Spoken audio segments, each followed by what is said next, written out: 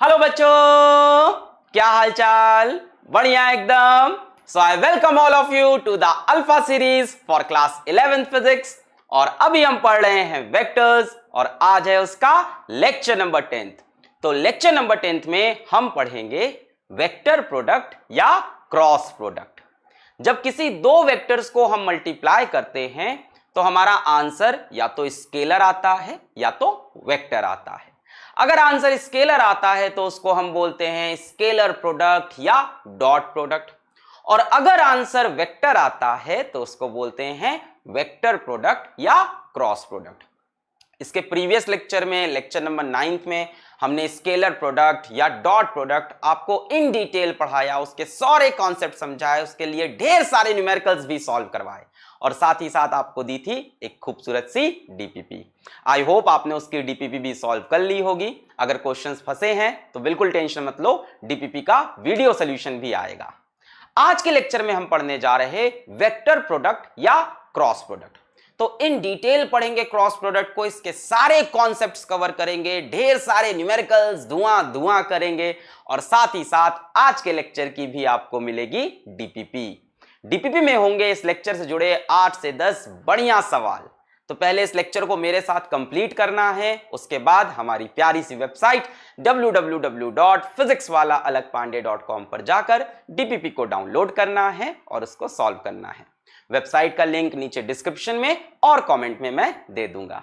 तो तैयार हैं आप? जल्दी से कॉपी और पेन निकालो, नोट्स बनाना स्टार्ट करो। और जो आलसी बच्चे हैं वो इस लेक्चर के पीडीएफ नोट्स भी डाउनलोड कर सकते हैं हमारी वेबसाइट www.physicswalaalagpande.com, लिंक वही नीचे डिस्क्रिप्शन और कमेंट में। तो शुरू करें। Yes, my name is Alakh Pandey and this is your beautiful सा channel Physics Wallah. So let us start this lecture number 10th। Today's goal, आज का गोल है वेक्टर प्रोडक्ट और क्रॉस प्रोडक्ट। एंड मैं आपको गारंटी दे रहा हूं कि इस लेक्चर को देखने के बाद आपका क्रॉस प्रोडक्ट एकदम बढ़िया से तैयार होगा। थोड़ी बहुत कसर अगर लगे तो डीपीपी भी सॉल्व कर लेना। वैसे मैं सारे कॉन्सेप्ट, सारे न्यूमेरिकल सब कवर करूंगा यहां पे, और बहुत आसानी से, एकदम धीमे धीमे। चलो भाई शुरू करते हैं। मान लो हमारे पास दो वेक्टर हैं ए और बी, टेल से टेल जुड़े हैं, इनके बीच में एंगल थीटा दिया है। दो वेक्टर ए और बी, मैंने दोनों वेक्टर ए और बी को मल्टीप्लाई किया। वेक्टर ए तू मल्टीप्लाई हो जा वेक्टर बी से, आंसर बता। मान लो आंसर जो आया बच्चों वो भी एक वेक्टर है। दो वेक्टर को मल्टीप्लाई करने पे आंसर भी एक वेक्टर आया। बच्चों जब भी ऐसा हो जाए तो ऐसे मल्टीप्लिकेशन को हम बोलते हैं वेक्टर प्रोडक्ट। अगर दो वेक्टर को मल्टीप्लाई करने पे आंसर भी वेक्टर आए तो उसको बोलते हैं वेक्टर प्रोडक्ट। और बच्चों यहां पे मल्टीप्लाई जैसा साइन तो लगाते हैं पर उसको कुछ और बोलते हैं, उसको बोलते हैं क्रॉस। बच्चों यहां पे साइन तो ये मल्टीप्लाई का ही है, पर बच्चों एक्चुअल में ये ऑपरेटर है क्रॉस का, तो इसका एक नाम और पड़ गया क्रॉस प्रोडक्ट। अब इसका एग्जाम्पल दे तो इसका एग्जाम्पल अभी तक आपने 10th क्लास तक में नहीं देखा है, पहली बार 11th में ही देखोगे। एक एग्जाम्पल देते हैं। मान लो हमने आर वेक्टर को क्रॉस किया एफ वेक्टर के साथ, मल्टीप्लाई किया कह सकते हो। बच्चों एफ वेक्टर है फोर्स वेक्टर और आर वेक्टर होता है displacement of force from axis of rotation. Displacement of force from axis of rotation, ये आप लोग इसी क्लास 11th में ही पढ़ने वाले हो, रोटेशनल मैकेनिक्स, वहां पे ये चीज पढ़ोगे। तो हमने दो वेक्टर लिए हैं, एक फोर्स वेक्टर है, एक डिस्प्लेसमेंट वेक्टर बोल सकते हो, आर वेक्टर बोल सकते हो। इन दोनों का बच्चों हमने जब क्रॉस किया तो जो आंसर आया दैट इज टॉर्क। एंड बच्चों torque is a vector quantity, इसको क्या बोलते हैं? टॉर्क। तो टॉर्क आप पढ़ोगे इस बार रोटेशनल मोशन पढ़ते वक्त। टॉर्क बच्चों जैसे किसी बॉडी को चलाने के लिए फोर्स की जरूरत होती है, उसी तरह से किसी बॉडी को घुमाने के लिए टॉर्क की जरूरत होती है। पार्क में घुमाने के लिए नहीं, गोल गोल घुमाने के लिए। किसी बॉडी को ऐसे सीधा लीनियर मोशन या ट्रांसलेशन मोशन देने के लिए, सीधा मोशन देने के लिए फोर्स की जरूरत होती है। ट्रांसलेशन मोशन ऐसे ऐसे ऐसे, है ना, इसके लिए फोर्स की जरूरत होती है। और किसी बॉडी को गोल गोल घुमाने के लिए टॉर्क की जरूरत होती है। खैर इसको तो बाद में पढ़ेंगे, अभी बस इतना समझना था कि दो वेक्टर को मल्टीप्लाई करके आंसर भी वेक्टर आया, तो इसको बोलते हैं क्रॉस प्रोडक्ट। इसका एक न्यूमेरिकल भी करेंगे आज के लेक्चर में, थोड़ा सा समझ में आएगा, वैसे तो ये रोटेशनल मैकेनिक्स में समझेंगे। तो अभी हमने ये बात की कि दो वेक्टर को मल्टीप्लाई किया साहब, आंसर भी वेक्टर आया। अब बच्चों जो ये आंसर आया है इसके भी दो पार्ट्स होंगे, एक तो होगा इसका मैग्नीट्यूड और एक होगा इसका डायरेक्शन। तो मैग्नीट्यूड तो बहुत आसान है, अगर मैं आपसे पूछूं what is the magnitude of A cross B, magnitude of A cross B या मैग्नीट्यूड ऑफ वेक्टर सी भी बोल सकते हैं इसको, तो बच्चों सी का जो मैग्नीट्यूड है that is very simple, magnitude of A magnitude of B into sine theta. इसको ऐसे भी लिखा जाता है magnitude of A magnitude of B into sine theta. भाई ए के ऊपर एरो नहीं है मतलब ए का मैग्नीट्यूड है, बी के ऊपर भी एरो नहीं है मतलब बी का मैग्नीट्यूड इंटू साइन थीटा। बड़ा आसान है। डॉट प्रोडक्ट में क्या था, ए डॉट बी से क्या आया था, ए बी कॉस थीटा, और यहां पे ए क्रॉस बी से क्या आया, ए बी साइन थीटा। इसको मैग्नीट्यूड ऑफ वेक्टर सी बोल दो।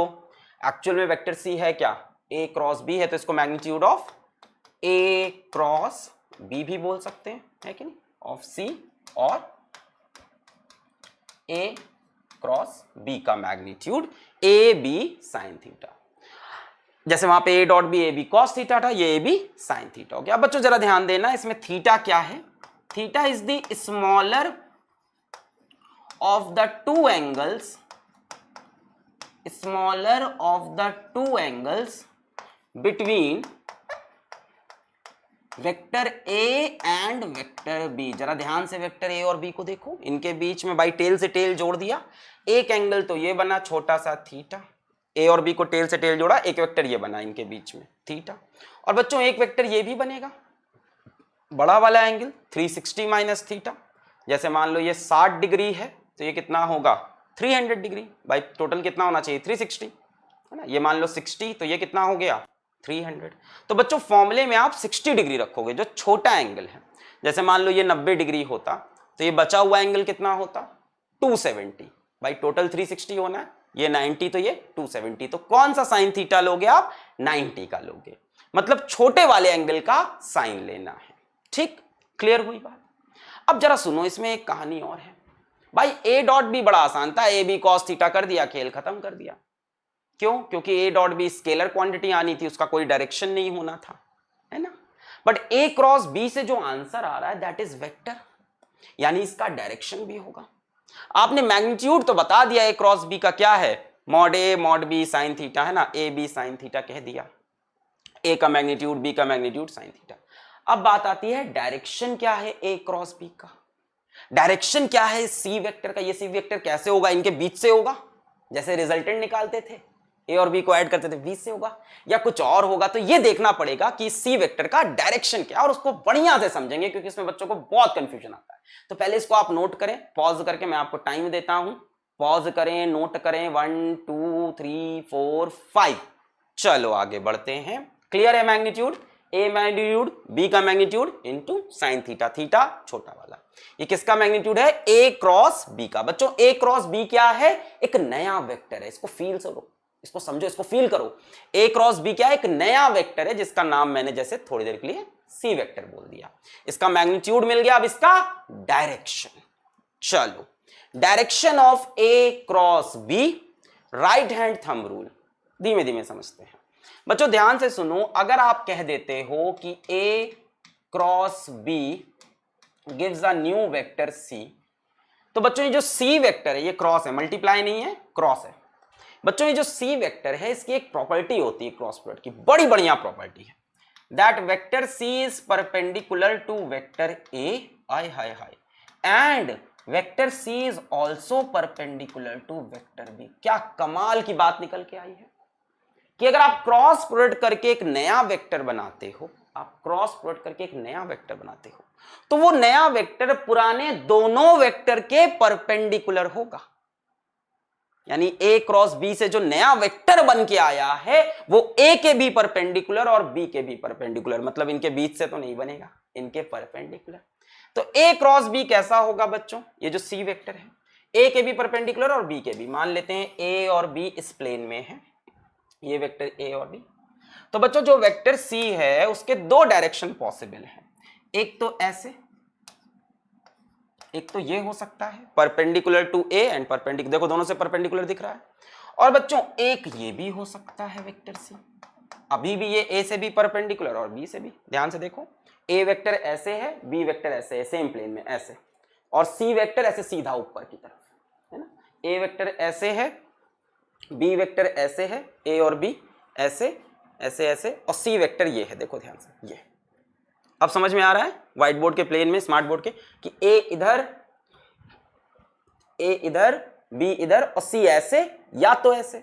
दोनों ही कंडीशन में सी क्या है, ए के भी परपेंडिकुलर और बी के भी परपेंडिकुलर। देखो इनके प्लेन से ही ऊपर है, ए और बी इस प्लेन में है, ए ये बी ए और सी वेक्टर ये गया, ए ये बी ए और सी वेक्टर ऐसे गया है बच्चों।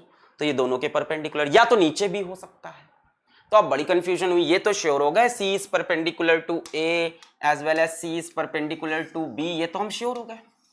अब बात हुई भाई इसका एक ही डायरेक्शन होगा, दो डायरेक्शन तो होंगे नहीं। तो एक्चुअल डायरेक्शन मिलेगा राइट हैंड थंब रूल से। वैसे और भी रूल हैं, स्क्रू रूल से भी बता सकते हैं, पहले राइट हैंड थंब रूल से समझते हैं, उसके बाद हम स्क्रू रूल से भी समझेंगे, ठीक है। पहले राइट हैंड थंब रूल समझते हैं। राइट हैंड थंब रूल ये क्या कहते हैं कि जब दो वेक्टर टेल से टेल ज्वाइन हो, जब दो वेक्टर टेल से टेल ज्वाइन हो, तो अपने राइट हैंड को खोलो, ठीक है, और अपने राइट हैंड की फिंगर्स को कर्ल करना है ए से बी की तरफ, क्योंकि ए क्रॉस बी लिखा है। पहले दोनों वेक्टर को टेल से टेल ज्वाइन कर लिया, ठीक है। राइट हैंड को यहां पे रखो जहां पे दोनों वेक्टर टेल से टेल जुड़ रहे हैं, और अपने राइट हैंड की फिंगर्स को कर्ल करना है ए से बी की तरफ। कर्ल किया, ए इधर है, बी अंदर की तरफ है, ए ऐसे है, बी अंदर की तरफ, ए इस तरफ है और बी इस तरफ है। तो राइट हैंड की फिंगर्स को कर्ल किया ए से बी की तरफ। जिस डायरेक्शन में आपका थंब पॉइंट करेगा that is the direction of A cross B, that is the direction of A cross B. इसको लिख लें, join two vectors tail to tail. कैसे ज्वाइन करो, पहले टेल से टेल ज्वाइन कर लो, फिर क्या करना है, place your right hand at joining point, जहां पे जुड़े हैं वहां पे रखो। फिर क्या करो, curl your fingers from vector A to vector B. अब यहीं पे बी क्रॉस ए होता तो क्या करते, तब बी से ए की तरफ फिंगर्स कर्ल होती। From A to B, thumb points along A cross B, या इसी को आपने क्या बोला है, वेक्टर सी। ध्यान से, join two vectors tail to tail, ठीक है साहब, जुड़े हुए हैं। Next step, place your right hand at joining point. बच्चों राइट हैंड सभी का सेम होना चाहिए, ठीक है, right hand at joining point. फिर क्या है, curl your fingers from A to B. अगर ए क्रॉस बी है तो ए से बी कर्ल करना, बी क्रॉस ए है तो बी से ए कर्ल करना, एक्स क्रॉस वाई है तो एक्स से वाई कर्ल करना, आर क्रॉस एफ है तो आर से एफ। पहले वेक्टर से दूसरे वेक्टर की तरफ, पहले टेल से टेल ज्वाइन किया, राइट हैंड यहां पे ऐसे रख लिया, ऐसे पाम खोल के रख लिया ना ऐसे।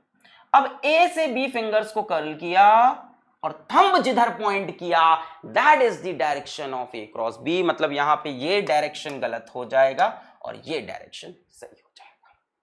पहली इंफॉर्मेशन जो हमें पता है वो ये पता है कि जो ए क्रॉस बी होता है या जो सी वेक्टर नया बना है वो ए के भी परपेंडिकुलर होगा और बी के भी परपेंडिकुलर होगा।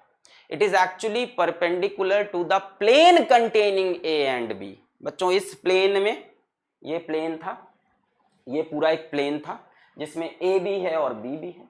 तो जो ए क्रॉस बी है या जो सी वेक्टर है वो इस पूरे प्लेन के परपेंडिकुलर होता है। तो या तो ऐसे ले लो या तो ऐसे ले लो। फिर राइट हैंड थंब रूल बताएगा कि एग्जैक्ट सही डायरेक्शन क्या है। आप दोनों वेक्टर्स को टेल से टेल ज्वाइन करो, राइट हैंड के पाम को खोल कर यहां पे रखो, अपनी राइट हैंड की फिंगर्स को कर्ल करो, ऐसे मुट्ठी बंद करो। कहां से कहां, ए से बी की तरफ मुट्ठी बंद करो। Thumb automatically points in the direction of A cross B.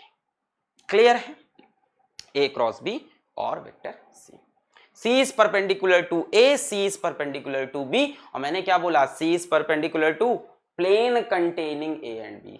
इस C जो वेक्टर है, जो A क्रॉस B है, वो इस पूरे प्लेन के ही परपेंडिकुलर होगा जिसमें A और B वेक्टर है। भाई दो वेक्टर्स हमेशा कोप्लेनर होते हैं, ए और बी हमेशा सेम प्लेन में होंगे। ज्यादा सोचो मत इस पे, टेंशन मत लो, जो बोल रहा है बस सुन लो। अभी प्लेन में थोड़ा दिक्कत होता है, पर याद रखो दो वेक्टर्स हमेशा सेम प्लेन में होते हैं। तो जो तीसरा वेक्टर आएगा जो क्रॉस प्रोडक्ट का आंसर है वो दोनों के प्लेन के परपेंडिकुलर होगा। आप यहां पे लिख सकते हो C is perpendicular to plane containing A and B। C is perpendicular to plane containing A and B। ये तो हो गया राइट हैंड थंब रूल। अब क्या है स्क्रू रूल। भाई स्क्रू सबने घर में देख रखा होगा, ऐसे पेंच ऐसे टाइट करते होंगे, ऐसे घुमा घुमा के, तो वही करना है। अच्छा एक बात बताओ, जब पेंच को ऐसे घुमाते हैं क्लॉकवाइज तो ऐसे घुसता है आगे की तरफ, और पेंच को एंटी क्लॉकवाइज तो ऐसे बाहर निकल आता है ना। जैसे मान लो यहाँ पे पेंच है, पेंच को ऐसे घुमाया क्लॉकवाइज तो क्या होता है, टाइट होता जाता है, पेंच अंदर चला जाता है। किया होगा यार ये सब तो, है ना। और जब एंटी क्लॉकवाइज घुमाओ तो ये बाहर आता है। अब क्या करना है, टेल से टेल ज्वाइन करने के बाद यहाँ पे आपको पेंच रखना है स्क्रू, और स्क्रू को घुमाना है ए से बी की तरफ, क्योंकि ए क्रॉस बी निकालना है तो ए से बी घुमाएंगे। यहाँ स्क्रू रखा, कैसे घुमाया, ए से बी। तो देखो जैसे नल खोलते हैं हम लोग, टैप खोलते हैं, ऐसे जब ए से बी घूमोगे तो भाई स्क्रू ऊपर आएगा कि नहीं, ऐसे देखो फील करो खुद। यहाँ ए से बी ऐसे गोल गोल घुमाओ, ऐसे एंटी क्लॉकवाइज, ए से बी, ये देखो ये है ए यहाँ है, बी यहाँ है, ए यहाँ बी यहाँ, तो ए से बी घुमाया, स्क्रू खुलता हुआ ऊपर आया। और बच्चों ध्यान दें, घुमाना या फिंगर्स को कर्ल करना है अलोंग द स्मॉल एंगल। अब ये नहीं दिमाग लगाया कि ए से बी ऐसे घूम लेते हैं, along the small angle, curl your fingers from A to B along your theta angle, जो स्मॉलर एंगल है उसके अलोंग। ये नहीं कि ए से बी कर्ल करते वक्त ऐसे चले गए, ये नहीं कि स्क्रू घुमाने के लिए ए से बी हम ऐसे घूमने लगे, नहीं, ए से बी ऐसे घूमना है, छोटे एंगल के अलोंग।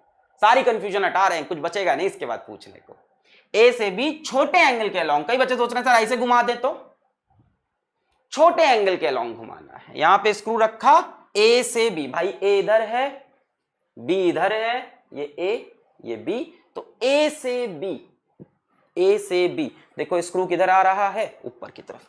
ए से बी किधर आ रहा है स्क्रू, ऊपर की तरफ, ये है ए से बी। देखो मैं कुछ नहीं कर रहा हूं, सिर्फ घुमा रहा हूं, स्क्रू ऊपर आ गया। यहीं पे बी क्रॉस होता, बी क्रॉस ए होता तो बी से ए, स्क्रू नीचे जाता। खैर ये आगे, तो अभी हमें ये समझ में आ गया बच्चों, ए क्रॉस बी का जो मैग्नीट्यूड है that is A B sine theta, और ए क्रॉस बी का जो डायरेक्शन है that is perpendicular to A as well as B, and is determined by right hand thumb rule. Simple, right hand का palm खोला, दोनों vectors को tell से tell जोड़ा, यहां पे पाम रखा, ए से बी अपनी राइट हैंड की फिंगर्स कर्ल की, जिधर थंब पॉइंट किया that is the direction of vector C. Screw rule से ही बता दिया, यहाँ पे स्क्रू रखो और उसको ए से बी घुमाओ। यहाँ पे स्क्रू देखो ऊपर की तरफ आ रहा है तो ये डायरेक्शन सही है। कई बार स्क्रू ऐसे बाहर की तरफ आएगा, कई बार स्क्रू अंदर की तरफ जाएगा। समझना है, एंटी क्लॉकवाइज घुमाने पे स्क्रू ऐसे बाहर आता है और क्लॉकवाइज घुमाने पे स्क्रू अंदर जाता है, वरना ये राइट हैंड पाम रूल तो है। ये नोट करें, पॉज करके नोट करें, 1 2 3 4 एंड 5।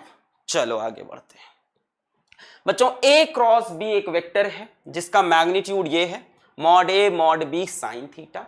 ये हो गया बच्चों मैग्नीट्यूड, यहां से यहां तक ए क्रॉस बी का मैग्नीट्यूड लिखा हुआ है, mod A mod B sine theta. और बच्चों एन कैप क्या है, एक यूनिट वेक्टर है। यूनिट वेक्टर का क्या काम होता है, डायरेक्शन देना।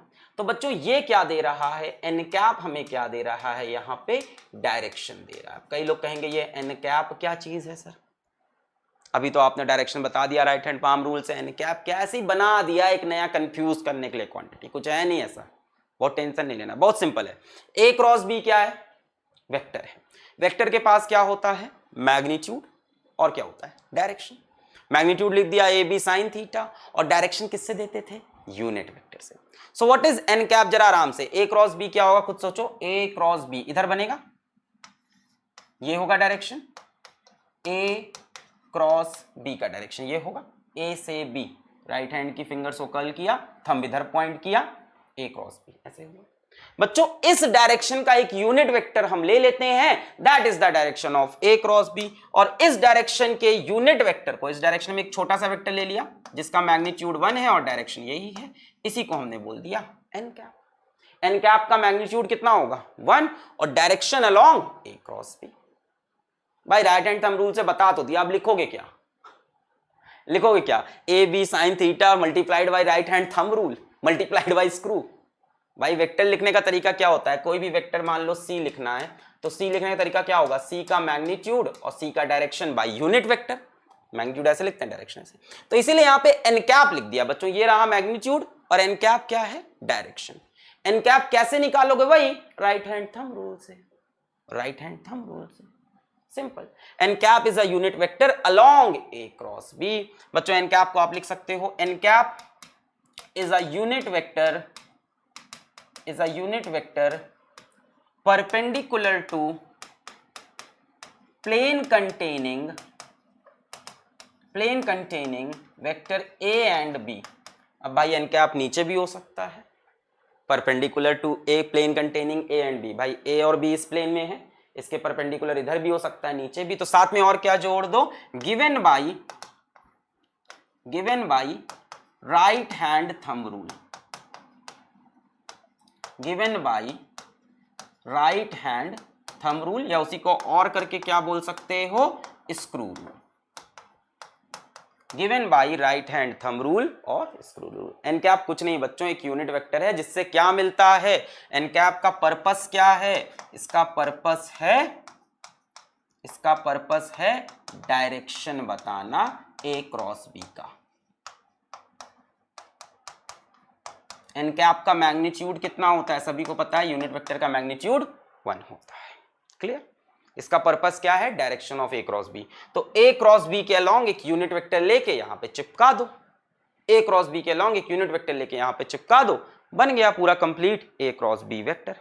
नोट करो, एक एग्जांपल से ये बात क्लियर होगी और अच्छे से, पॉज करके नोट करें, 1 2 3 4 5। चलो इस एग्जांपल से सब क्लियर हो जाएगा। Find A cross B, A cross B निकालना है आपको, आंसर जरा देखो सब वेक्टर्स में है क्योंकि ए क्रॉस बी एक वेक्टर आएगा, 4i cap plus J cap by root 2 4j cap वगैरह वगैरह।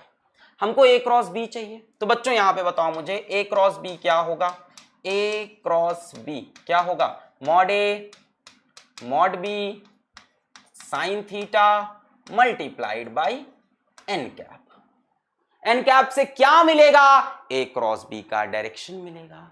और जरा ए क्रॉस बी निकालते हैं पहले, A mod B sine theta. A कितना दिया है 2 यूनिट्स, बी कितना दिया है 4 यूनिट्स, इनके बीच में छोटा वाला एंगल है 30 डिग्री, तो और निकाल लेते हैं। ए का मैग्नीट्यूड 2, बी का magnitude 4 and sine 30 multiplied by N cap. अभी एन कैप निकालेंगे, 2 into 4 into sin 30 is 1/2 multiplied by n cap, 2 से 2 कट गया, 4 times of n cap। अब बच्चों n cap क्या है, n cap is a unit vector, n cap is a very important, it is a unit vector perpendicular to plane containing a and b, a और b के plane के perpendicular, a और b इस plane में थे, इस वाले plane में, इसके परपेंडिकुलर, ऊपर भी हो सकता था नीचे भी, पर given by right hand thumb rule और स्क्रू रूल। तो भाई साहब ए और बी किस प्लेन में है, एक्स वाई प्लेन में। देखो ये एक्स वाई प्लेन है, इसी में ए है और बी है, तो जो एन कैप होगा वो एक्स वाई प्लेन के परपेंडिकुलर होगा। और कैसे गिवन होगा, by right hand thumb rule. दोनों वेक्टर टेल से टेल जुड़े हैं, राइट हैंड के फिंगर्स को कल किया ए से बी, थंब देखो ये आया, राइट हैंड के फिंगर्स को कल किया ए से बी, थंब देखो ये आया बाहर की तरफ। बच्चों इधर एक्स एक्सिस इधर वाई एक्सिस, तो ये बाहर की तरफ कौन सी एक्सिस है, देखो बना रखी है इन्होंने जेड एक्सिस। क्लियर है, फिंगर्स को आपको कहां से कहां कल करना है, ए से बी की तरफ कल करना है। राइट हैंड के फिंगर्स को ये यहां पे रख के, जहां पे जुड़े हैं वहां पे रख के फिंगर्स कल किया ए से बी, थंब किधर आया, बाहर की तरफ। बाहर की तरफ मतलब z एक्सिस की तरफ, मतलब आपको z एक्सिस का क्या चाहिए, एक यूनिट वेक्टर, और z एक्सिस का यूनिट वेक्टर कौन होता है, k कैप होता है। तो actually n cap is k cap, always, no not always, in this case 4k cap is the answer, see. Not always in this case, हमेशा थोड़ी ना, हमेशा अलग अलग यूनिट वेक्टर बन सकता है n कैप, सिचुएशन पर डिपेंड करेगा, कभी आई कैप बनेगा, कभी जे कैप बनेगा, कभी के कैप बनेगा, कभी सबका मिक्सचर बन सकता है। क्या बोला मैंने, ए क्रॉस बी, थंब किधर आया, बाहर, ए क्रॉस बी, थंब किधर आया, बाहर, यानी बाहर के डायरेक्शन में है A cross B, A cross B का डायरेक्शन ये है बाहर की तरफ। स्क्रू रखना, स्क्रू रख लो, यहां पे स्क्रू रखा, कहां से कहां घुमाया, ए से बी घुमाया, स्क्रू देखो बाहर आया, ए इधर है बी ऊपर है, ए से बी छोटे एंगल के अलोंग घुमा रहे हैं, देखो स्क्रू किधर आ रहा है, बाहर की तरफ। बच्चों बाहर की तरफ मतलब z एक्सिस में ए क्रॉस बी है, तो हमें z एक्सिस का क्या चाहिए होगा, यूनिट वेक्टर चाहिए होगा, और z एक्सिस का unit vector is k cap. I hope अब क्लियर होगा, नोट करना हो नोट करें। 1 2 3 4 5 आगे बढ़ते हैं। Special cases, very important special cases. If theta is equals to 0, अगर दो वेक्टर के बीच में एंगल 0 है, बच्चों इसका मतलब क्या हुआ, that vector a and vector b are parallel, इसका तो यही मतलब हुआ भाई, इनके बीच में थीटा 0 है, मतलब ये दोनों कैसे हैं बच्चों, पैरेलल हैं। बच्चों ध्यान देना, अगर दो वेक्टर पैरेलल हैं तो क्रॉस प्रोडक्ट, बताओ बताओ बताओ बताओ, तो cross product A cross B की वैल्यू बोलो, ए बी साइन थीटा, सिर्फ मैग्नीट्यूड की बात कर रहे हैं, ए बी सिर्फ मैग्नीट्यूड की बात कर रहे हैं, ए क्रॉस बी की, ए बी साइन थीटा। बच्चों साइन 0 कितना होता है, 0 होता है, ए बी साइन 0 कितना आएगा, 0। वेरी इंपॉर्टेंट रिजल्ट याद रखना है कि ए क्रॉस बी कब 0 होता है, जब दो वेक्टर पैरेलल हो।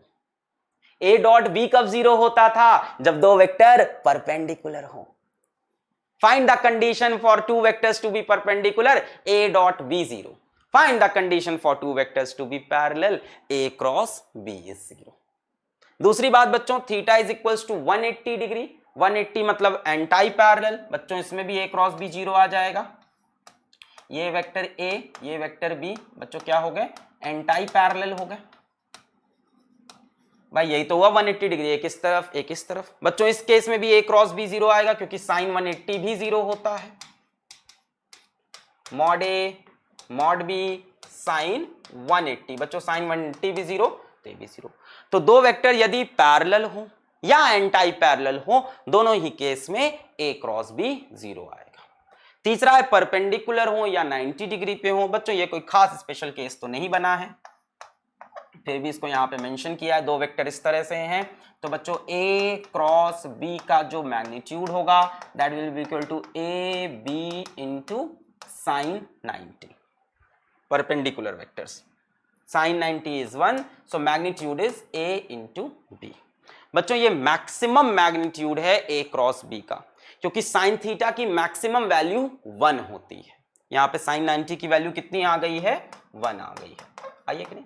तो बच्चों साइन थीटा की जो मैक्सिमम वैल्यू होती है वो 1 होती है, और उसी वजह से भाई अगर ये मैक्सिमम है तो ए क्रॉस बी भी maximum, so this is the maximum value of A cross B. मान लो सवाल आ जाए find the maximum value of A cross B, आपको वेक्टर ए भी गिवन हो बी भी गिवन हो, आप सोच रहे हो मैक्सिमम कब आएगा, व्हेन थीटा इज 90 डिग्री। ये वैसे इतना इंपॉर्टेंट नहीं है जितना ये और ये इंपॉर्टेंट है। याद रखेंगे दो वेक्टर्स यदि पैरेलल हो या एंटाई पैरेलल, एंटाई पैरेलल कम आता है, अगर दो वेक्टर्स पैरेलल हो तो उनका क्रॉस प्रोडक्ट 0, दो वेक्टर यदि परपेंडिकुलर हो तो उनका डॉट प्रोडक्ट 0। आगे बढ़े, नोट करना हो नोट करें। 1 2 3 4 5 प्रॉपर्टीज ऑफ वेक्टर प्रोडक्ट। बच्चों प्रॉपर्टीज ऑफ स्केलर प्रोडक्ट आपने देखी थी, स्केलर प्रोडक्ट कम्यूटेटिव होता था। ये क्या होता है, commutative. A dot B is equals to B dot A, I dot J cap is equals to J dot I cap, Alakh dot Babita is equals to Babita dot अलक।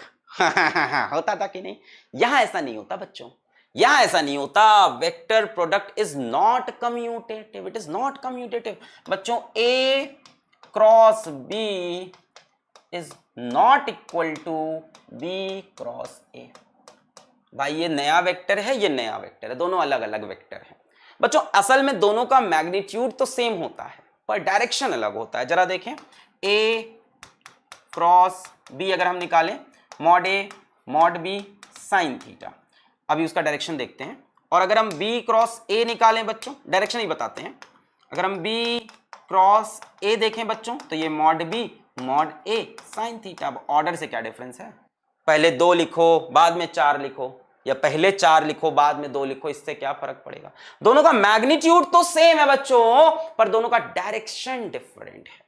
जरा देखें यहां पे ये बना हुआ है ए और बी, मान लेते हैं ए और बी इस प्लेन में कंटेन्ड है, मान लेते हैं ए और बी इस प्लेन में कंटेन्ड है। मेरे को ए क्रॉस बी चाहिए, मैंने राइट हैंड की फिंगर्स को खोला, टेल से टेल ज्वाइन करके यहां पे अपने पाम को रखा, फिंगर्स को कर्ल किया, ए से बी, ये मिला डायरेक्शन ए क्रॉस बी का। ए से बी, ए इधर है बी पीछे, ए से बी, ये मिला ए क्रॉस बी। बच्चों this is the direction of A cross B. चलो ठीक है, magnitude A B sine theta, direction upward है। बच्चों बी क्रॉस ए, अब क्या करें, अब क्या करें? अब फिंगर्स को यहां से ऐसे लेके कर्ल करें क्या उल्टा? ना ना ना, हमेशा घुमानिए कहां पे? Along the smaller angle. ये गलती मत करना कि अब बी से ऐसे घूम रहे हैं पूरा, कि यहां बी पे रखा और ऐसे घुमा देंगे पूरा। ना ना ना, छोटे एंगल पे घुमाना है। अब क्या करो, अपने इसको उल्टा कर दो, हाँ इसको उल्टा कर दो। अब रखो यहां पे पाम और बी से ए फिंगर्स कर्ल करो, थंब किधर गया? नीचे की तरफ। हमेशा छोटे एंगल के अलोंग घूमना है।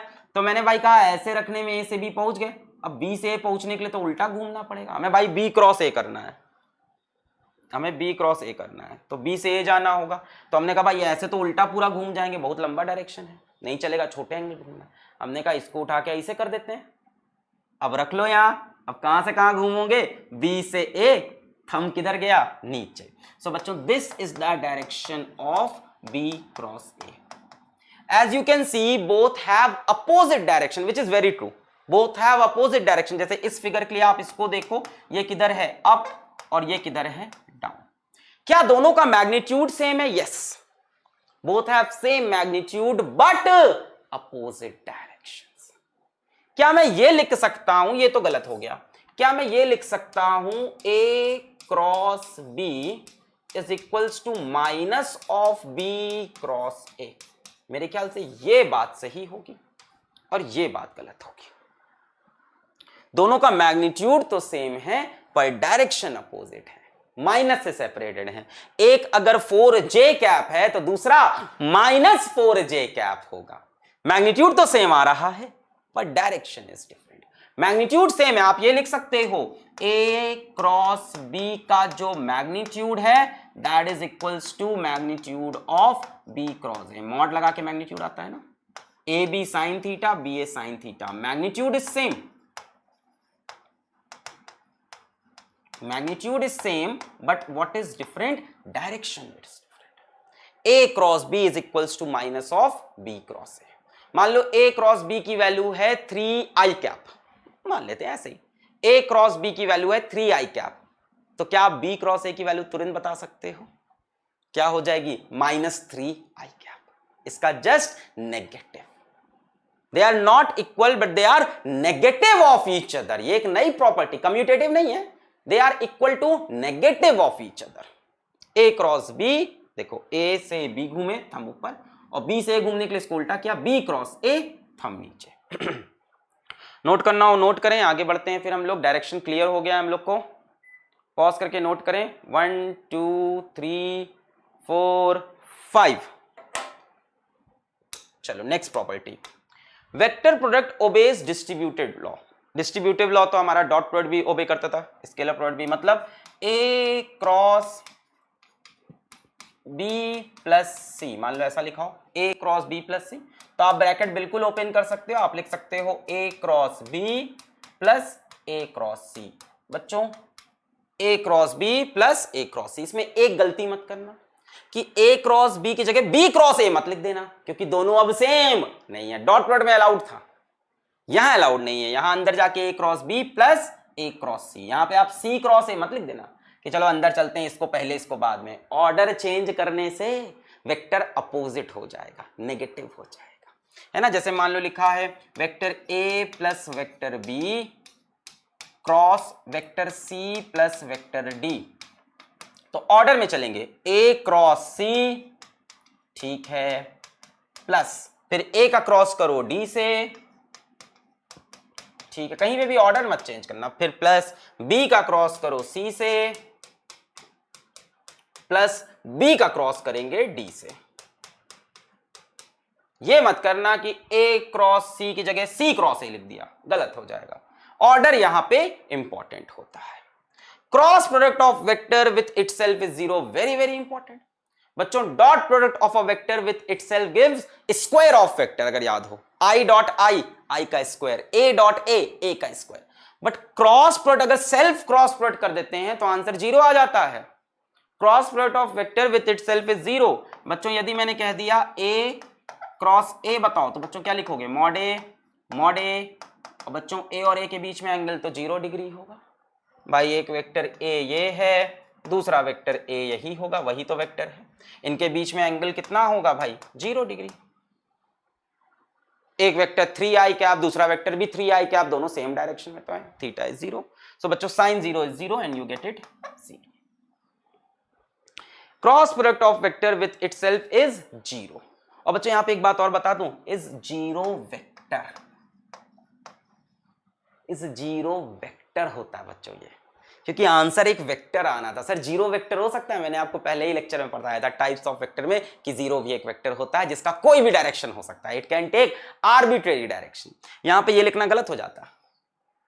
Cross product of vector with itself is 0, it is not 0, it is 0 vector, क्योंकि यहां पे आंसर क्या आना है, वेक्टर आना है। ये 0 स्केलर नहीं है, ये 0 वेक्टर। इसका डायरेक्शन क्या है, कुछ भी ले लो, जो मर्जी करे वो डायरेक्शन ले लो, आर्बिट्रेरी डायरेक्शन। क्लियर है। जैसे मैं आपसे यहीं पे पूछ लेता आई क्रॉस आई तो बच्चों कितना आ जाएगा, 0। जे क्रॉस जे कितना आ जाएगा, 0। के क्रॉस के कितना आ जाएगा, 0। भाई खुद से एंगल कितना बनाएंगे आप, 0 डिग्री, साइन 0 इज 0। नोट करना हो नोट करें, आगे बढ़े फिर हम 1 2 3 4 5 आ गया। Cross product of orthogonal unit vectors. अब भाई हम उस तरफ जा रहे हैं कि अगर ये उस तरह से लिखा हो कार्टेशियन फॉर्म में 3i cap 4j cap 2k cap, तब कैसे क्रॉस प्रोडक्ट करेंगे। तो उसके लिए i j k का क्रॉस समझना पड़ेगा भाई, आओ समझते हैं। x एक्सिस के along unit vector i cap, y axis के along unit vector j cap और z एक्सिस के along unit vector k cap. बहुत बढ़िया। और पहले सेल्फ देख लेते हैं बच्चों। i cap cross i cap will be equal to, सभी लोग बोले एक ही स्वर में, 0। क्यों, क्योंकि i का I से क्या एंगल होगा, 0 डिग्री, साइन 0 इज 0। मैं यहीं पे आपसे बोलूं what is J cross J, it will be 0। What is K cross K, this will again be 0। Dot में ये 1 आता था, I dot I1, J dot J1, K dot K1, cross में ये 0 आता है। I cross I 0, J cross J 0, K cross K 0। Reason बड़ा simple है, अगर इसको मैं देखूं तो ये कितना हो जाएगा, mod of I cap mod of I cap, और बच्चों I कैप और I कैप के बीच में एंगल कितना हो गया, साइन 0 डिग्री।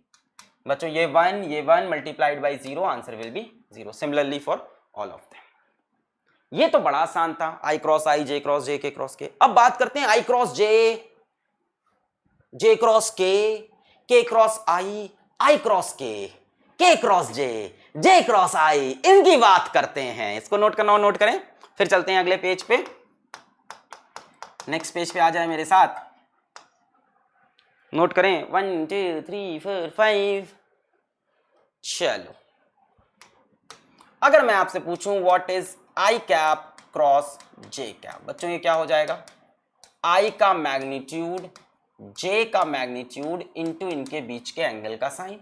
I और J के बीच में कितना एंगल दिखाई पड़ रहा है, साफ साफ दिख रहा है, 90 डिग्री के एंगल पे होंगे I और J, तो साइन 90। और बच्चों साथ में क्या लगेगा, एक यूनिट वेक्टर लगेगा n कैप, क्योंकि I क्रॉस J तो एक वेक्टर होगा। So mod I mod J sine 90। बच्चों mod I 1 mod J 1 sine 91, यानी ये तो 1 ही आएगा सब मिला के, 1 इंटू 1 इंटू 1 1 1 1। n कैप क्या होता है, unit vector which is perpendicular to plane containing I and J given by right hand thumb rule। I और J यहां जुड़े हैं, राइट हैंड रखा, फिंगर्स को कर्ल किया I से J की तरफ, टुकू ये थंब आया बाहर, फिंगर्स को कर्ल किया I से J की तरफ, टुकू ये थंब आया बाहर। मतलब I क्रॉस J का डायरेक्शन है बाहर की तरफ। I क्रॉस J भाई I से J फिंगर्स कर्ल की थंब बाहर, यानी I क्रॉस J बाहर है बाहर मतलब z एक्सिस पे, यानी आपको बाहर की तरफ का एक यूनिट वेक्टर लगाना पड़ेगा। भाई i क्रॉस j का डायरेक्शन क्या है? बाहर, तो आपको डायरेक्शन के लिए क्या देना होता है? Unit vector. तो इस डायरेक्शन का एक यूनिट वेक्टर चाहिए बच्चों। z डायरेक्शन का यूनिट वेक्टर क्या होता है? k cap. भाई कमाल की चीज हुई है ये कि इसका आंसर जो आया है वो है k cap. i cross j is k cap. I cross J is K cap. बड़ा सिंपल था, I क्रॉस J बाहर आए K कैप, खत्म। जैसे दूसरा मैं आपको बोल देता हूं, मान लो हमसे कह दिया J cross K cap. J cross K cap क्या हो जाएगा बच्चों? ये भी mod J mod K into, इनके बीच में भी एंगल कितना है? 90 डिग्री है, sine 90 multiplied by n cap. भाई J और K के बीच में एंगल कितना दिखाई पड़ रहा है? 90 डिग्री दिखाई पड़ रहा है। J इधर है, K इधर है, एंगल J इधर, K इधर, एंगल कितना है? 90। तो mod J1 mod K1 sign 91, तो ये तो सब 1 into 1 into 1 into n cap क्या होगा इस बार? J से K की तरफ अपनी राइट हैंड की फिंगर से घुमाओ बच्चों। J इधर है और K इधर है बाहर की तरफ, तो J से J इधर ऊपर की तरफ और K इधर बाहर की तरफ। तो J से K अपने राइट हैंड की फिंगर्स को घुमाया, थंब देखो इधर आया। J से K राइट हैंड की फिंगर्स को कर्ल किया, थंब देखो इधर आया। इधर मतलब I कैप के अलोंग। तो बच्चों इस डायरेक्शन का यूनिट वेक्टर क्या है? I कैप है, तो यहां पे लिख दिया I cap, answer is I cap. बड़ा ही कमाल हो रहा है। I cross J K cap आया, J क्रॉस का I कैप आया। अब चलते हैं K क्रॉस I कैप पे, K cap cross I cap. बच्चों K और I के बीच में भी एंगल कितना होगा? 90 ही डिग्री होगा। भाई ऑर्थोगोनल यूनिट वेक्टर है, ऑर्थोगोनल का मतलब ही क्या होता है कि सब 90-90 डिग्री पे हैं। K क्रॉस I बच्चों सेम कहानी होगी, मॉड K मॉड I और साथ में साइन 90, मॉड K भी 1 और n कैप डायरेक्शन देगा 1 इंटू 1 इंटू 1। अब K क्रॉस क्या I क्या हो जाएगा? J cap. भाई K से I की तरफ, K से I की तरफ फिंगर्स को कर्ल किया, थंब देखो ऊपर, K बाहर है, ये K ये I, ये K ये I, K से I की तरफ फिंगर्स को हमने कर्ल किया, थंब देखो ऊपर, मतलब ऊपर के डायरेक्शन का यूनिट वेक्टर चाहिए, यानी that is J cap, answer is J cap. Very easy. दो को लेंगे तो तीसरा वाला आंसर आएगा। देखो ऐसे भी सोच सकते हो, I और J का क्रॉस किया तो K आया, J और K का क्रॉस किया तो I आ गया, K और I का क्रॉस किया तो J आ गया। बड़ा सिंपल है, जो दो वेक्टर लोगे वो छोड़ के तीसरा वाला आंसर आ जाता है। I cross J, answer is K cap. J cross K, answer is I cap. K cross I, answer is J cap. अच्छा अब जरा मुझे ये बताओ what is J cross I। अब निकालने की जरूरत है क्या वहां से? नहीं, हमें पता है J cross I is negative of I cross J, ये तो अभी हमने पढ़ा है। Vector product is not commutative, instead A cross B is equals to minus of B cross A, लगा दिया मैंने। J क्रॉस I क्या होगा? Minus of I cross J, उल्टा होता है ना दूसरे का। बच्चों I क्रॉस J कितना है? K, तो ये कितना हो गया? Minus K cap. इस तरह से मैं आपसे पूछ लूं what is K cross J, अभी बताएंगे, शॉर्टकट बताएंगे, याद करने का टेंशन मत लो, इतना कहीं समझ में, अभी शॉर्टकट बता देंगे, रुको। K क्रॉस J बच्चों ये इसका उल्टा हो जाएगा, minus of J cross K। J cross K I आया था, ये क्या हो गया? Minus I cap. इसी तरह से बच्चों I cross K minus of K cross I हो जाएगा।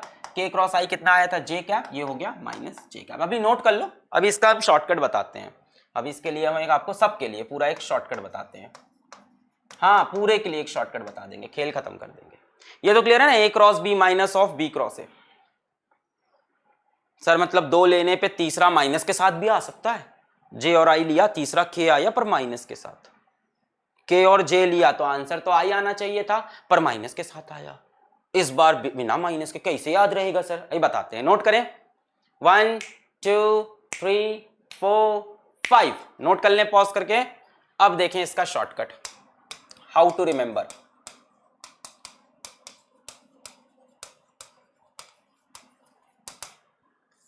इसकी ट्रिक क्या है? ऐसी कोई छुपी हुई ट्रिक नहीं है, हर जगह लिखी हुई, बड़ा सिंपल है। आप यहां लिखो I कैप सबसे पहले, फिर इसके बगल में यहां लिखो J कैप और यहां पे लिख लो K cap. I cap, J cap, K cap, एक सर्किल में लिख लो। आई जे के। अब सुनो जरा, अगर आपको आई क्रॉस जे करना है, आई क्रॉस जे, तो ऐसे चलोगे, आंसर आएगा के कैप। आई क्रॉस जे, आंसर आया के कैप। चेक कर लो, आई क्रॉस जे, आंसर आया के कैप। अच्छा, अगर आप जे क्रॉस के करोगे बच्चों तो आंसर आएगा आई कैप। जे क्रॉस के, आंसर आया आई कैप। अगर आप के क्रॉस आई करोगे तो आंसर आएगा जे कैप। आप इस लूप में जब क्लॉकवाइज चलोगे, इस लूप में तो क्लॉक ऐसे ही चलती है ना, घड़ी ऐसे ही चलती है ना, इस तरह से ऐसे चलती है ना घड़ी। जब क्लॉकवाइज चलोगे तो दो वेक्टर का प्रोडक्ट तीसरा आ जाएगा with positive sign, I cross J K cap, J cross K I cap and K cross I J cap. अगर आप क्लॉकवाइज चलोगे, अगर आप इस लूप में कैसे चलोगे, क्लॉकवाइज चलोगे, तो आंसर क्या आएगा, आंसर इज नेक्स्ट वेक्टर कैसा रहेगा, वो पॉजिटिव। दूसरी बात, मान लो इसी का हम उल्टा करना स्टार्ट कर दें, हम बोले हम आई से जे नहीं चलेंगे, हम जे से आई चलेंगे, हमको चाहिए जे क्रॉस आई चाहिए। तो बच्चों जब आप एंटी क्लॉकवाइज चलना स्टार्ट करोगे तो अगला वाला with negative sign, J cross I is minus K cap, J cross I is minus K cap. अगर आप आई क्रॉस के करो, आप उल्टा चल रहे हो भाई, ये डायरेक्शन बनाया था चलने के लिए, आप एंटी क्लॉकवाइज, आप आई क्रॉस के उल्टा चले, नेक्स्ट वाला नेगेटिव साइन के साथ, आई क्रॉस के माइनस जे कैप। आप चले के क्रॉस जे एंटी क्लॉकवाइज, अगला वाला आएगा विद नेगेटिव साइन, के क्रॉस जे माइनस आई कैप, के क्रॉस जे माइनस आई कैप। तो बस खेल खत्म हो चुका है। दूसरा, अगर आप एंटी क्लॉकवाइज चलते हो तो आंसर अभी भी नेक्स्ट ही है, आंसर इज नेक्स्ट वेक्टर, पर बच्चों इस बार कैसे साइन के साथ, नेगेटिव साइन के साथ। बड़ा सिंपल है, आई जे के याद रखो, क्लॉकवाइज चलने पे कैसा आएगा, पॉजिटिव, एंटी क्लॉकवाइज चलने पे कैसा आएगा, नेगेटिव। सिंपल। अगर आप आई जे के, यदि आप यूं चलोगे तो आंसर पॉजिटिव रहेगा, बट यदि आप इसके उल्टा चलने लगोगे, यूं एंटी क्लॉकवाइज, तो आंसर नेगेटिव आएगा, अगला वाला vector with negative sign. Clear है? वैसे मैं इसके लिए एक और ट्रिक बता सकता हूं, आपको याद रखनी पड़ेगी। आपको एक ऑर्डर पकड़ लो, ऑर्डर है आई जे के आई। अगर ये ऑर्डर याद हो जाए, आई जे के तो बड़ा सिंपल है, अल्फाबेट सबको याद ही होंगे, एबीसीडी याद रहता है, आई जे के एल एम एन होता है, वो भी नहीं याद क्या, आई जे के आई लगा लो बच्चों। अगर इसी ऑर्डर में मिलेगा तो अगला वाला विद पॉजिटिव साइन, और इसका कुछ भी ऑर्डर रिवर्स हुआ तो अगला वाला विद नेगेटिव साइन। ये भी एक तरीका है। मान लो आपसे पूछता है आई cross J K cap, J cross K I cap, के क्रॉस आई, के क्रॉस आई, अब यहां पे फिर से जे आएगा बच्चों, के क्रॉस आई तो फिर से जे कैप, के क्रॉस आई जे कैप। मतलब अगर इसी ऑर्डर में चलोगे तो नेक्स्ट वाला विथ पॉजिटिव साइन, यहां लिखने की जरूरत नहीं है, इसी ऑर्डर में चलोगे तो नेक्स्ट वाला विथ पॉजिटिव साइन, और इसका कुछ भी उल्टा करोगे तो दूसरा वाला वेक्टर या तीसरा वाला वेक्टर विथ नेगेटिव साइन। बच्चे वैसे ये वाला ज्यादा अच्छा समझते हैं, वो वाला विथ प्रैक्टिस आ जाता है। मैंने कहा आई cross J K cap, J cross K I cap, के क्रॉस आई जे कैप। अब सुनो, आई क्रॉस के माइनस जे कैप, के क्रॉस जे माइनस आई कैप, जे क्रॉस आई माइनस के कैप। अगर आप इस दिशा में चलोगे तो अगला वाला विथ पॉजिटिव साइन, और इस दिशा में चलोगे तो नेक्स्ट वाला विथ नेगेटिव साइन। नेक्स्ट मतलब रिमेनिंग वाला, ये नहीं कि नेक्स्ट, रिमेनिंग वाला। आई cross J K cap, J cross K I cap, के क्रॉस आई जे कैप। उल्टा चले, आई क्रॉस के माइनस जे, के क्रॉस जे माइनस आई, जे क्रॉस आई माइनस के, जैसे आपको याद रहे। आगे बढ़े, नोट करना, नोट करें। 1 2 3 4 5, 1 2 3 4 5, 1 2 3 4 5। चलो, cross product of two vectors when A and B are in Cartesian form. अब ए और बी अगर ऐसे गिवन है तो क्रॉस प्रोडक्ट कैसे निकालेंगे बच्चों। मान लो हमसे यहां पे पूछ लिया फाइंड ए क्रॉस बी, तो लिखते हैं बच्चों वेक्टर ए क्या होगा, ए एक्स आई कैप प्लस ए वाई जे कैप प्लस ए जेड के कैप। थोड़ी मेहनत करनी पड़ेगी, इसके बाद इसका भी शॉर्टकट बताएंगे। क्रॉस बी एक्स आई कैप प्लस बी वाई जे कैप प्लस बी जेड के कैप। बहुत बढ़िया। आई जे के वाला वो सर्किल बना लेते हैं हम लोग।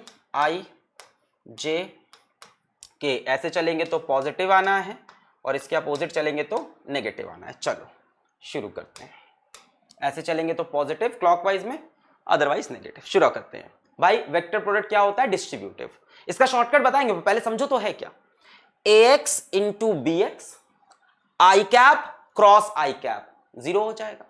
आई कैप क्रॉस आई कैप जीरो। भाई सेल्फ प्रोडक्ट तो जीरो था। आई cross I, J cross J, के क्रॉस के जीरो। ठीक है। So ax into B X I cross I zero, तो ये तो खत्म हो गया। Next ax into B Y I cross J. बच्चों आई क्रॉस जे इज के। सो पहला हमको मिला ax into B Y I cross J. I cross J is K cap, लिख लेते हैं। आगे बढ़ते हैं। इसका इससे हो चुका, इसका इससे हो चुका, अब इसका बीजेड से लेना पड़ेगा, है ना। एक्स इंटू बीजेड आई क्रॉस के। बच्चों आई क्रॉस के उल्टा चले हैं, आई क्रॉस के उल्टा चले माइनस जे। सो माइनस लगा ले। X into B Z, X into B Z. भाई एक्स को बी एक्स से किया, आई क्रॉस आई जीरो आया। एक्स को बी वाई से किया, आई क्रॉस जे के आया। एक्स को बीजेड से किया, आई क्रॉस के उल्टा चले माइनस जे। तो मैंने ये माइनस पहले ही लगा लिया। एक्स की कहानी खत्म हुई। चलो अब ए वाई पे आते हैं। ए वाई को मल्टीप्लाई किया बी एक्स से, जे क्रॉस आई। बच्चों जे क्रॉस आई उल्टा चल रहे हैं कि नहीं? जे क्रॉस आई, ए वाई को मल्टीप्लाई किया बी एक्स से, जे क्रॉस आई यानी माइनस के कैप। तो आप लिख लो माइनस ए वाई इंटू बी एक्स जे क्रॉस आई, माइनस के कैप है, माइनस मैंने पहले लगा लिया, के कैप। अब ए वाई को बी वाई से मल्टीप्लाई करेंगे, ए वाई इंटू बी वाई जे क्रॉस जे जीरो। ए वाई इंटू बी वाई जे क्रॉस जे जीरो। अब ए वाई को बीजेड से, ए Y into BZ J cross K, J cross के सही चल रहे हैं, क्लॉकवाइज है, जे क्रॉस के प्लस आई। तो प्लस ले लेते हैं। A Y into BZ, A Y into BZ J cross K, J cross K is plus I, I cap. A Y भी खत्म हो गया, अब आया AZ. AZ into B X K cross I. बच्चों के क्रॉस आई क्लॉकवाइज है, तो नेक्स्ट वाला आ जाएगा J cap plus AZ into B X into J cap. यही आएगा। बहुत लंबा है ना, इसका शॉर्टकट है, पर तरीका तो सीख लो। शॉर्टकट सही है कि नहीं कैसे पता चलेगा? अगर ये इससे आंसर शॉर्टकट का मैच कर जाए तभी तो सही है ना, वरना शॉर्टकट की कोई लॉजिक तो होगी नहीं। ये तो एक्चुअल हम लोग तरीके से कर रहे हैं। अगर इसका आंसर शॉर्टकट से मैच करता है तब सही है। तो पहले इसको समझते हैं। Aged into B X K cross I. बच्चों के क्रॉस आई क्या आएगा? जे कैप, लिख लिया। अब aged into B Y K cross जे, aged into B Y K cross J. बच्चों के क्रॉस जे उल्टा चल रहे हैं, के क्रॉस जे उल्टा यानी माइनस आई आने वाला है। तो minus AZ into B Y minus AZ into B Y K cross J, minus I था तो मैंने माइनस पे लगा लिया। Last AZ into B Z K cross K which is zero. इतने टर्म्स आए हैं इसमें भाई, बहुत सारे आ गए। जरा आई कैप वालों को साथ रखते हैं, जे कैप वालों को साथ रखते हैं और के कैप वालों को साथ रखते हैं। आ जाओ आई कैप वाले पकड़ो, कौन कौन से हैं? पहले A Y B Z, A Z B Y, ये प्लस में वो माइनस में। So A Y B Z minus B Y A Z लिख सकते हैं, मल्टीप्लाइड बाई आई कैप। एकदम सही है। A Y B Z minus B Y A Z I cap. अच्छा जे कैप वाले और पकड़ते हैं हम लोग यहाँ पे, जे कैप वाले। और जे कैप वाले ना माइनस के साथ पकड़ेंगे। क्या कर रहे हो सर, क्यों कर रहे हो? समझो, आराम समझो, अभी समझ में आएगा शॉर्टकट देख के। जे कैप को माइनस के साथ, तो हम यहाँ पे पहले से माइनस लगा लेंगे। चलो ए X B Z J cap और क्या है ए जेड बी एक्स जे कैप। तो बच्चों माइनस लगा लिया तो हम क्या लिखेंगे इसके लिए? पहले ए एक्स बी जेड। अब यहां फिर माइनस लगाना पड़ेगा क्योंकि ये प्लस है, मैंने जे में पहले से माइनस लगाया, मेरी मर्जी है, मेरी मर्जी है, मैंने जे में पहले से माइनस लगा लिया, ठीक है। तो ए एक्स बी जेड माइनस जे का और दूसरा कहां है, ये रहा ए जेड बी एक्स, तो इसको मैं लिख सकता हूं B X into A Z multiplied by J cap, एकदम सही लिखा है, खोल के देख लो, minus A X B Z J cap minus minus plus B X A Z J cap. अब बचा के कैप, के कैप में वापस प्लस आ जाओ। अब के कैप के लिए भाई एक तो ये है एक वो है, तो वाला पॉजिटिव है, ए एक्स बी वाई, ए एक्स बी वाई, और कहां है के कैप, ये minus B X A Y into के कैप। ये आंसर होता है बच्चों ए क्रॉस बी का। ओए होए होए सर, इसमें तो रात हो जाएगी एग्जाम में। अब इसका शॉर्टकट भी बताएंगे, पहले इसको नोट करें आप लोग, फिर इसके शॉर्टकट पे आएंगे। अगर ये आपका क्लियर है तो शॉर्टकट से तो मजा ही आ जाएगा, बट ये क्लियर होना चाहिए पहले। सीधा शॉर्टकट पढ़ना गलत तरीका है, पहले ये क्लियर हो आपको। नोट करें, पॉज करके नोट करें और एक एक चीज मिलाएं, कहीं कुछ गलती तो नहीं है। मेहनती है तो मेहनत तो करनी पड़ेगी भाई, तभी तो शॉर्टकट समझ में मजा आएगा। सीधा मैं शॉर्टकट बता दूं तो उड़ाना हो जाएगा कॉन्सेप्ट। नोट करें, 1 2 3 4 5, 1 2 3 4 5, ये रिजल्ट हमारे पास आ गया। A cross B, A Y B Z minus B Y A Z I cap minus A X B Z minus B X A Z J cap plus A X B Y minus B X A Y K cap. चलो आगे बढ़ते हैं। Determinant method बच्चों, हम लोग आ गए अब shortcut पे, हम लोग आ गए शॉर्टकट पे, क्योंकि हमको समझ में आ गया ये तो एग्जाम में पॉसिबल नहीं था इतना लंबा मेथड करना। शॉर्टकट निकालना है ए क्रॉस बी का बच्चों, डिटर्मिनेंट से निकालेंगे। अब डिटर्मिनेंट आपके लिए एकदम नया, आप छोटे छोटे बच्चे हो, आप लोग देखो आराम से समझाते। आप कुछ मत करो, यहां पे ऐसे दो लकीरें खींच दो, ऐसे लंबी लंबी, ठीक है।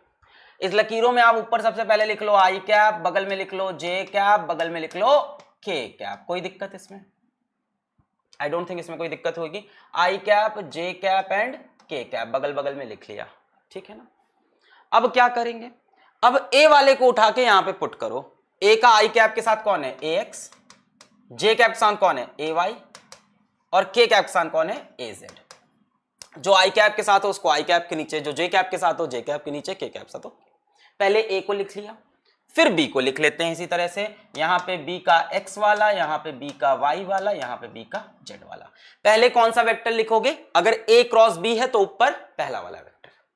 इन शॉर्ट मतलब ए क्रॉस बी है तो ऊपर ए लिखा, बी क्रॉस ए होता तो ऊपर बी लिखते। लिखने का ये ऑर्डर मैटर करेगा। अगर मान लो एक्स क्रॉस वाई है तो ऊपर एक्स की चीजें लिखोगे, नीचे वाई की। मान लो एक्स की वैल्यू है 3 आई कैप 2 जे कैप 4 के कैप, 3 आई कैप 2 जे कैप प्लस 4 के कैप, तो यहां पे 3, यहां पे 2, यहां पे 4। मान लो वैल्यू होती है एक्स की 3 आई कैप माइनस 2 जे कैप प्लस 4 के कैप, 3 आई कैप माइनस 2 जे कैप प्लस 4 के कैप, तो यहां पे 3, यहां पे -2 और यहां पे 4, जो भी उनका साथ में आपके कोफिशिएंट जुड़े हों, आई जे के साथ जो भी कोफिशिएंट जुड़े हों वो लिखने हैं। अच्छा इतना हो गया। अब देखो क्या करना है, ए क्रॉस बी कैसे निकलेगा। अब देखो, now see shortcut for finding A cross B कैसे निकलेगा। सबसे पहले बच्चों आई कैप को एज इट इज लिख लो। अब आई कैप की रो भूल जाओ और आई कैप का कॉलम भूल जाओ। आई कैप की रो को भूल जाओ, आई कैप के कॉलम को भी भूल जाओ। आई कैप की रो खत्म, आई कैप का कॉलम खत्म, ये खत्म, ये खत्म। आगे बढ़ो, आगे बढ़ के क्या करना है आपको ध्यान दे, आगे बढ़ो फिर क्या करना है, आई कैप की रो भी खत्म, आई कैप का कॉलम खत्म। आगे बढ़ के यहां पे A Y into B Z minus B Y into A Z cross multiply. क्या किया मैंने, ए वाई, अभी प्रैक्टिस करेंगे ढेर सारी, B Z minus B Y into A Z हो गया आई कैप वाला, सीधा हो गया। वो लंबा लंबा मेडिकेशन देखो, आई कैप वाला पूरा क्लियर। आई कैप लिया, इसकी रो भूल जाओ, इसका कॉलम भूल जाओ और उसके बाद आगे बढ़ जाओ। ए वाई बी जेड, इधर से इधर, पहले इधर से इधर, फिर इधर से इधर, इधर से इधर, माइनस इधर से इधर। अब सुनो, जे के लिए पहले से माइनस लगा लेते हैं, माइनस जे क्या, पहले से माइनस लगा लेते हैं। वैसे मैं पहले ऐसा करता था कि जे को भी प्लस के फॉर्म बताता था, बट अब मैं भी स्टैंडर्ड रूल्स पे आ गया हूं। सो माइनस, पहले मैं प्लस से भी समझा लेता था, अभी स्टैंडर्ड माइनस जे कैप, सेकंड वाले के लिए अपने आप माइनस लगा लिया पहले से। जे की रो को भूल जाओ, जे के कॉलम को भूल जाओ, जे के रो को भूल जाओ, जे के कॉलम को भूल जाओ, जे की रो को भूल जाओ, जे के कॉलम को। अब क्या करोगे, अब क्या करोगे, इधर से ax bz minus bx az cross multiply, इसको इसको छुपा लिया पहले वाले से, यहां ax bz minus bx az। बोलो फील हुई क्या बात। मैंने कहा जब जे की बात कर रहे हैं तो जे की रो छुप गई, जे का कॉलम छुप गया, जे की रो जे के कॉलम छुप गया। अब ax bz minus bx az, ये सब छुप गया, ये इंटू ये माइनस ये इंटू ये, जे भी कंप्लीट। के के लिए वापस से प्लस पे आ जाते हैं, प्लस के कैप। अब बताओ, खुद से बताओ, सोचो सोचो, के की रो छुप गई, के का कॉलम छुप गया, ax by minus bx ay, ax by minus bx ay complete हो गया वेक्टर बच्चों। के की रो छुप गई, के का कॉलम छुप गया, ax by minus bx ay। Note करो, चाहो तो पिछले वाले रिजल्ट से मिला लो। आई क्या है, ay bz minus by az, ay bz minus by az। जे का क्या आ रहा है, ax bz minus bx az, ax bz minus bx az। के का क्या आ रहा है, ax by minus bx ay, ax by minus bx ay, ax by minus bx। आहा, सही था पूरा, क्लियर है। आई ay bz minus by az, ay bz minus by az, minus J ax bz minus bx az, ax bz minus bx az, और के ax by minus bx ay, ax by minus bx ay। अभी इसमें थोड़ा confusion है, हाँ ठीक है, question करते करते सॉल्व होता है, वो ऐसे नहीं समझ में आता है, क्वेश्चन करते करते क्लियर होगा। पहले आई लिया, आई की रो छुपाई, आई का कॉलम छुपाया, पहले आई लिया, आई की रो छुपाई, आई का कॉलम छुपाया, ठीक है। इसके बाद हम आगे बढ़े, देखो ये सब छुपाने के बाद क्या बचा, ये बचा ay bz minus by az, ay bz minus by az, ठीक है। फिर जे लिया, जे की रो छुपाया, जे का कॉलम छुपाया, जे लिया, जे की रो छुपाया, जे का, और जे को कैसे लेते हैं, माइनस साइन के साथ। अब क्या बचा, ax bz minus bx az, ax bz minus bx az। फिर के लिया, के की रो छुपाई और के का कॉलम छुपा लिया। अब क्या बचा, ax by minus bx ay। Clear हुआ, क्लियर हुआ। सर एग्जाम में कहीं से हाथ रख के छुपाएंगे, टीचर सोचेगा चीटिंग कर रहा है।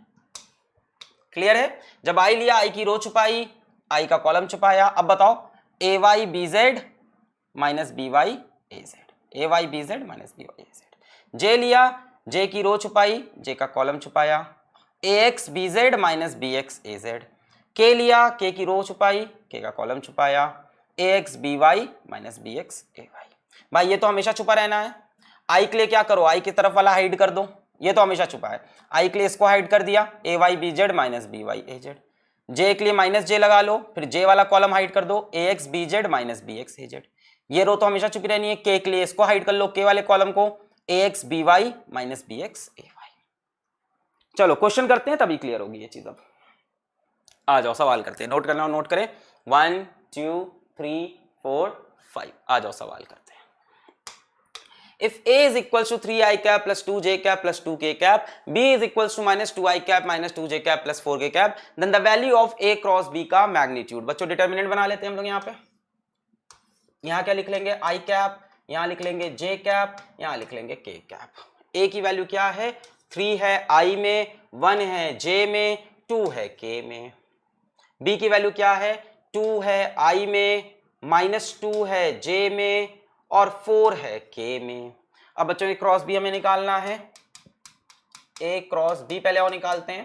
सबसे पहले i ले लिया, i की रो छुप गई, i का कॉलम छुप गया, 1 into 4 minus 2 into 2, 1 into 4 minus 2 into 2, minus 2 into 2 कितना हो गया, माइनस 4 हो गया।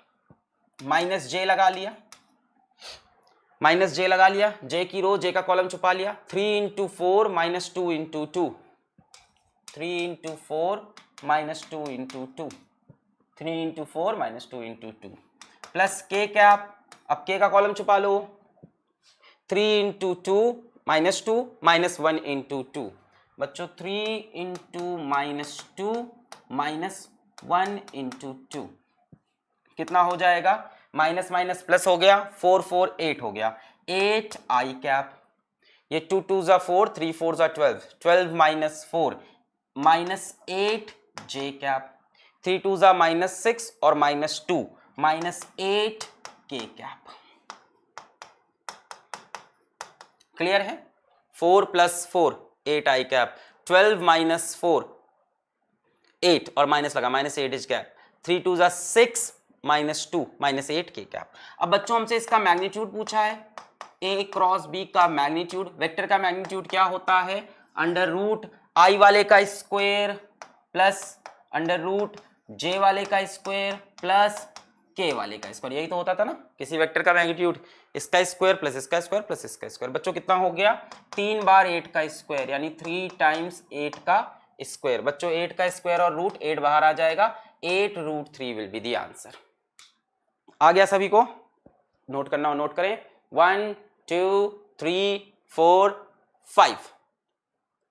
चलो अब ऐसे ही धीमे धीमे प्रैक्टिस करते हैं। Find the torque of force acting at the point about the origin. बच्चों टॉर्क किसी पॉइंट के अबाउट निकलता है और उसी पॉइंट से आप आर वेक्टर लेते हो, तो आर वेक्टर आपको दे रखा है। बच्चों टॉर्क का फॉर्मूला क्या होता है सभी को पता है अब तो, R cross F, R cross F होता है। तो आ जाए यहां पे आर क्रॉस एफ, ध्यान देना पहले कौन सा वेक्टर है, पहले तो ऊपर क्या लिख लो, आई जे के सजा लो, पहले कौन है, आर है। देखो ऑर्डर मैटर करेगा वरना माइनस प्लस में इधर उधर कर दोगे। पहले कौन है, वेक्टर आर है, तो पहले वेक्टर आर की वैल्यू, आई के लिए 3, जे के लिए 2, के के लिए 3, फिर एफ है, फिर एफ की वैल्यू, भाई ये इस बार ए हो गया ये बी हो गया, पहले आर की वैल्यू छापी फिर एफ की, आई के लिए 2, जे के लिए -3, के लिए 4। बड़ा ही सिंपल हो गया। इसके बाद तो torque is equals to, I cap common लिया, ये गायब, 2 4 जा 8 -3 इंटू 3 -9 माइनस माइनस प्लस, चलो कर लेते हैं 8 माइनस 2 4 जा 8 और 3 3 जा -9, ये हो गया, माइनस जे कैप लगा लूं पहले से मैं, भाई जे में तो माइनस होता है ना, तो माइनस जे लगा लिया, ये गायब हो गया, ये गायब है, 3 4 जा 12 -2 3 जा 6, 3 4 जा 12 -2 3 जा 6, फिर प्लस के कैप लगा लिया, के वाली रो कॉलम सब गायब, 3 3 जा -9 -2 2 जा 4। बच्चों कितना हो जाएगा, 8 और माइनस माइनस प्लस 9, 9 और 8 17, 17 आई कैप, 12 माइनस 6, बच्चों मेरे ख्याल से 6 आएगा, -6 जे कैप, -9 -4 कितना हो गया, -13 के कैप। देखो कोई ऑप्शन है, 17 आई कैप -6 जे कैप -13 के cap, option A is correct. Pause करके नोट करें, 1 2 3 4 5। क्लियर हो रहा है कि नहीं, आई में ये रो ये कॉलम छुपाया, जे इंटू ये माइनस ये इंटू ये, जे में ये तो छुपाइए हमेशा, जे के लिए ये छुपाया, 3 इंटू 4 -2 3 जा 6, और जे में माइनस लगा लेते हैं पहले से, के लिए ये छुपा, 3 इंटू -3 -2 इंटू 2। चलो आगे बढ़े, 1 2 3 4 5। बढ़िया सवाल, इफ टू वेक्टर्स ये एंड ये are parallel to each other then the value of lambda is. तो पहले तो इसको मैं तरीके से बताऊंगा फिर शॉर्टकट बताऊंगा पैरेलल के लिए, बहुत बढ़िया जो मैथ से मिला है मुझे।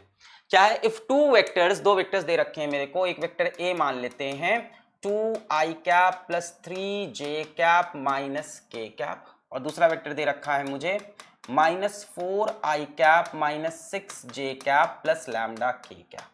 क्या बोल रखा है, दोनों वेक्टर्स पैरेलल हैं बच्चों, दो वेक्टर्स कैसे हैं, पैरेलल हैं। क्या पैरेलल के लिए कोई कहानी हमने पढ़ी है, पैरेलल का मतलब थीटा कितना है 0, यानी साइन 0 कितना आएगा 0, यानी हम श्योर हो गए कि ए क्रॉस बी क्या होगा 0 वेक्टर होगा। बताया था मैंने इंपॉर्टेंट पॉइंट, पैरेलल मतलब इनके बीच का एंगल 0, बच्चों एंगल 0 तो साइन 0 है ना, साइन 0 इज 0।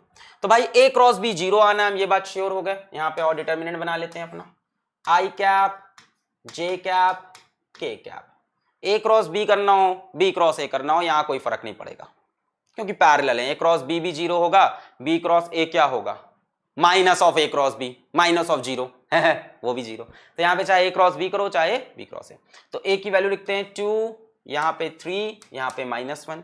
बी की वैल्यू लिखते हैं यहाँ पे -4, सही है ना, यहाँ पे -6 और यहाँ पे लेमडा।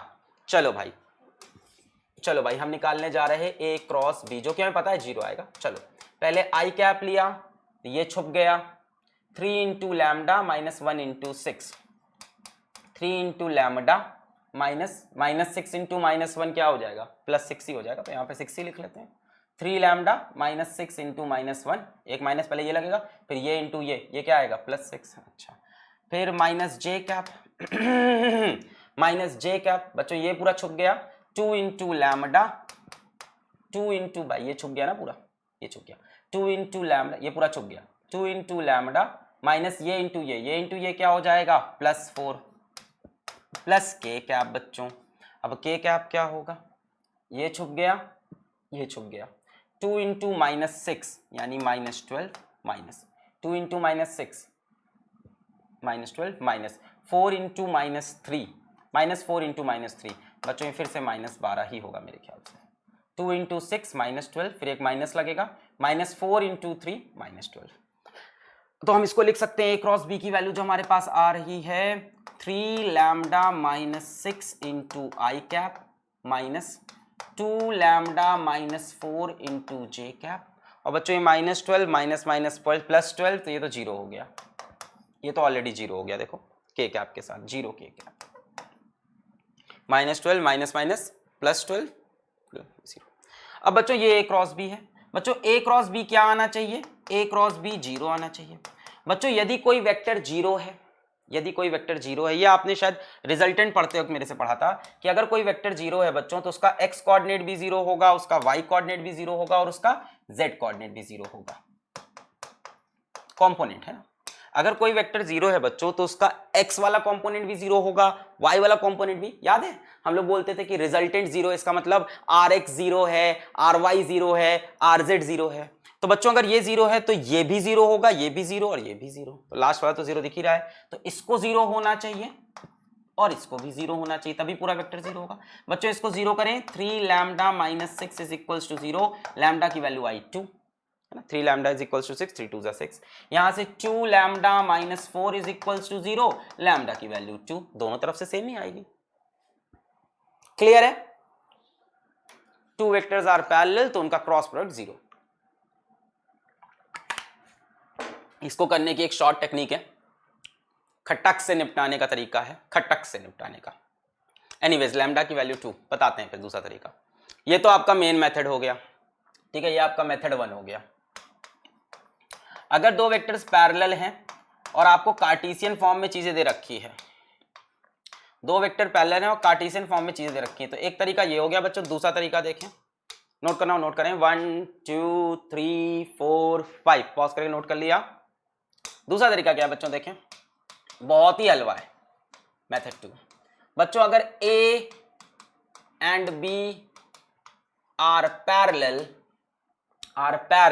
पैरेलल लिख दूं, if A and B are parallel, ध्यान से सुनना, बड़ी अच्छी लॉजिक है, then AX upon BX is equals to AY upon BY is equals to AZ upon BZ। खेल खत्म हो सकता है इससे, वेरी इंपॉर्टेंट।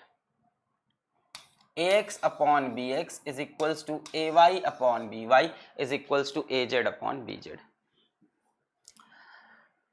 सवाल में वैल्यू देखें जरा, AX की वैल्यू 2 है, BX की वैल्यू -4 है, यानी 2 अपॉन -4 इज इक्वल्स टू, भाई ये 2 है, ये -4, ये 3 है, वो -6 है ना, AY की वैल्यू 3 है, BY की वैल्यू -6 है, is equal to 3 upon -6 is equals to AZ की वैल्यू -1 है, BZ की वैल्यू लैम्डा है, भाई ये -1 हो गया, वो लैम्डा हो गया, -1 बाय लैम्डा। खत्म है भाई, माइनस माइनस माइनस सब में से काट दो, खत्म सवाल है।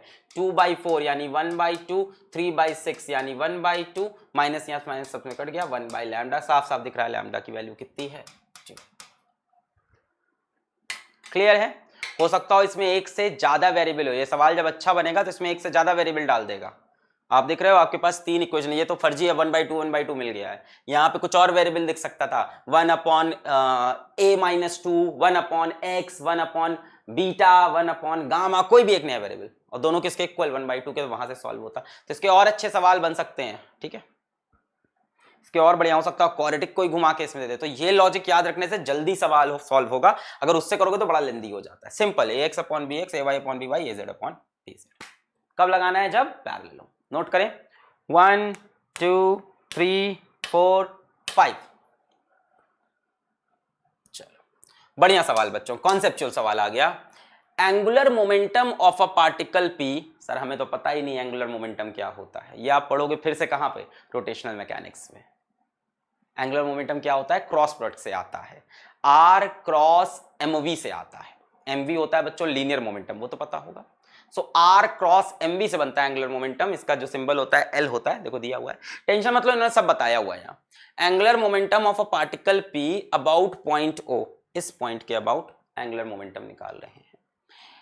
देखो साफ साफ वैल्यू दी है, अभी तुम ये नहीं कह सकते हमें कुछ नहीं आ रहा, हमने पढ़ा नहीं है। L vector is equals to OP vector multiplied by MOV vector. OP आजकल बड़ा ट्रेंड में चला है ना, OP vector into MOV vector. बच्चों OP वेक्टर आप बना सकते हैं, ये जोड़ दीजिए, ये हो गया OP वेक्टर, O से P को जोड़ने वाला वेक्टर, ये हो गया OP vector multiplied by MOV vector. बच्चों m हो गया मास, v हो गई वेलोसिटी, तो मेरे ख्याल से mv वेक्टर पूरा इसी तरफ हो जाएगा। भाई स्केलर को वेक्टर से मल्टीप्लाई करोगे आंसर वेक्टर आएगा, mv वेक्टर इस तरफ, ये op vector. Where m is the mass of the particle and v is its velocity, a particle of mass 2 kg is moving with speed 10 meter per second as shown. Which of the following statement is are true? The magnitude of angular momentum of particle is 40 kg meter square per second. The angular momentum is directed along the negative z axis. The angular momentum is directed along the positive z axis. बच्चों ये more than one correct है, इसमें 2-3 option मेरे को correct दिखाई पड़ने लग गए हैं, ये मोर देन वन करेक्ट है बच्चों। The angular momentum is time dependent, try करें इंडिपेंडेंट। पॉज करके एक बार ट्राई करें, फिर मैं बताता हूं। 1 2 3 4 5। आ जाओ मेरे साथ नेक्स्ट पेज पे, आइए देखते हैं इसको सॉल्व करने का तरीका। तो बच्चों हमें OP क्रॉस MV निकालना है एक तरह से। बच्चों ये हो गया OP वेक्टर, और बच्चों इस डायरेक्शन में MV वेक्टर पूरा हो जाएगा, MV वेक्टर इस डायरेक्शन में हो जाएगा कि नहीं? M की वैल्यू कितनी दे रखी है, मास कितना है 2 kg।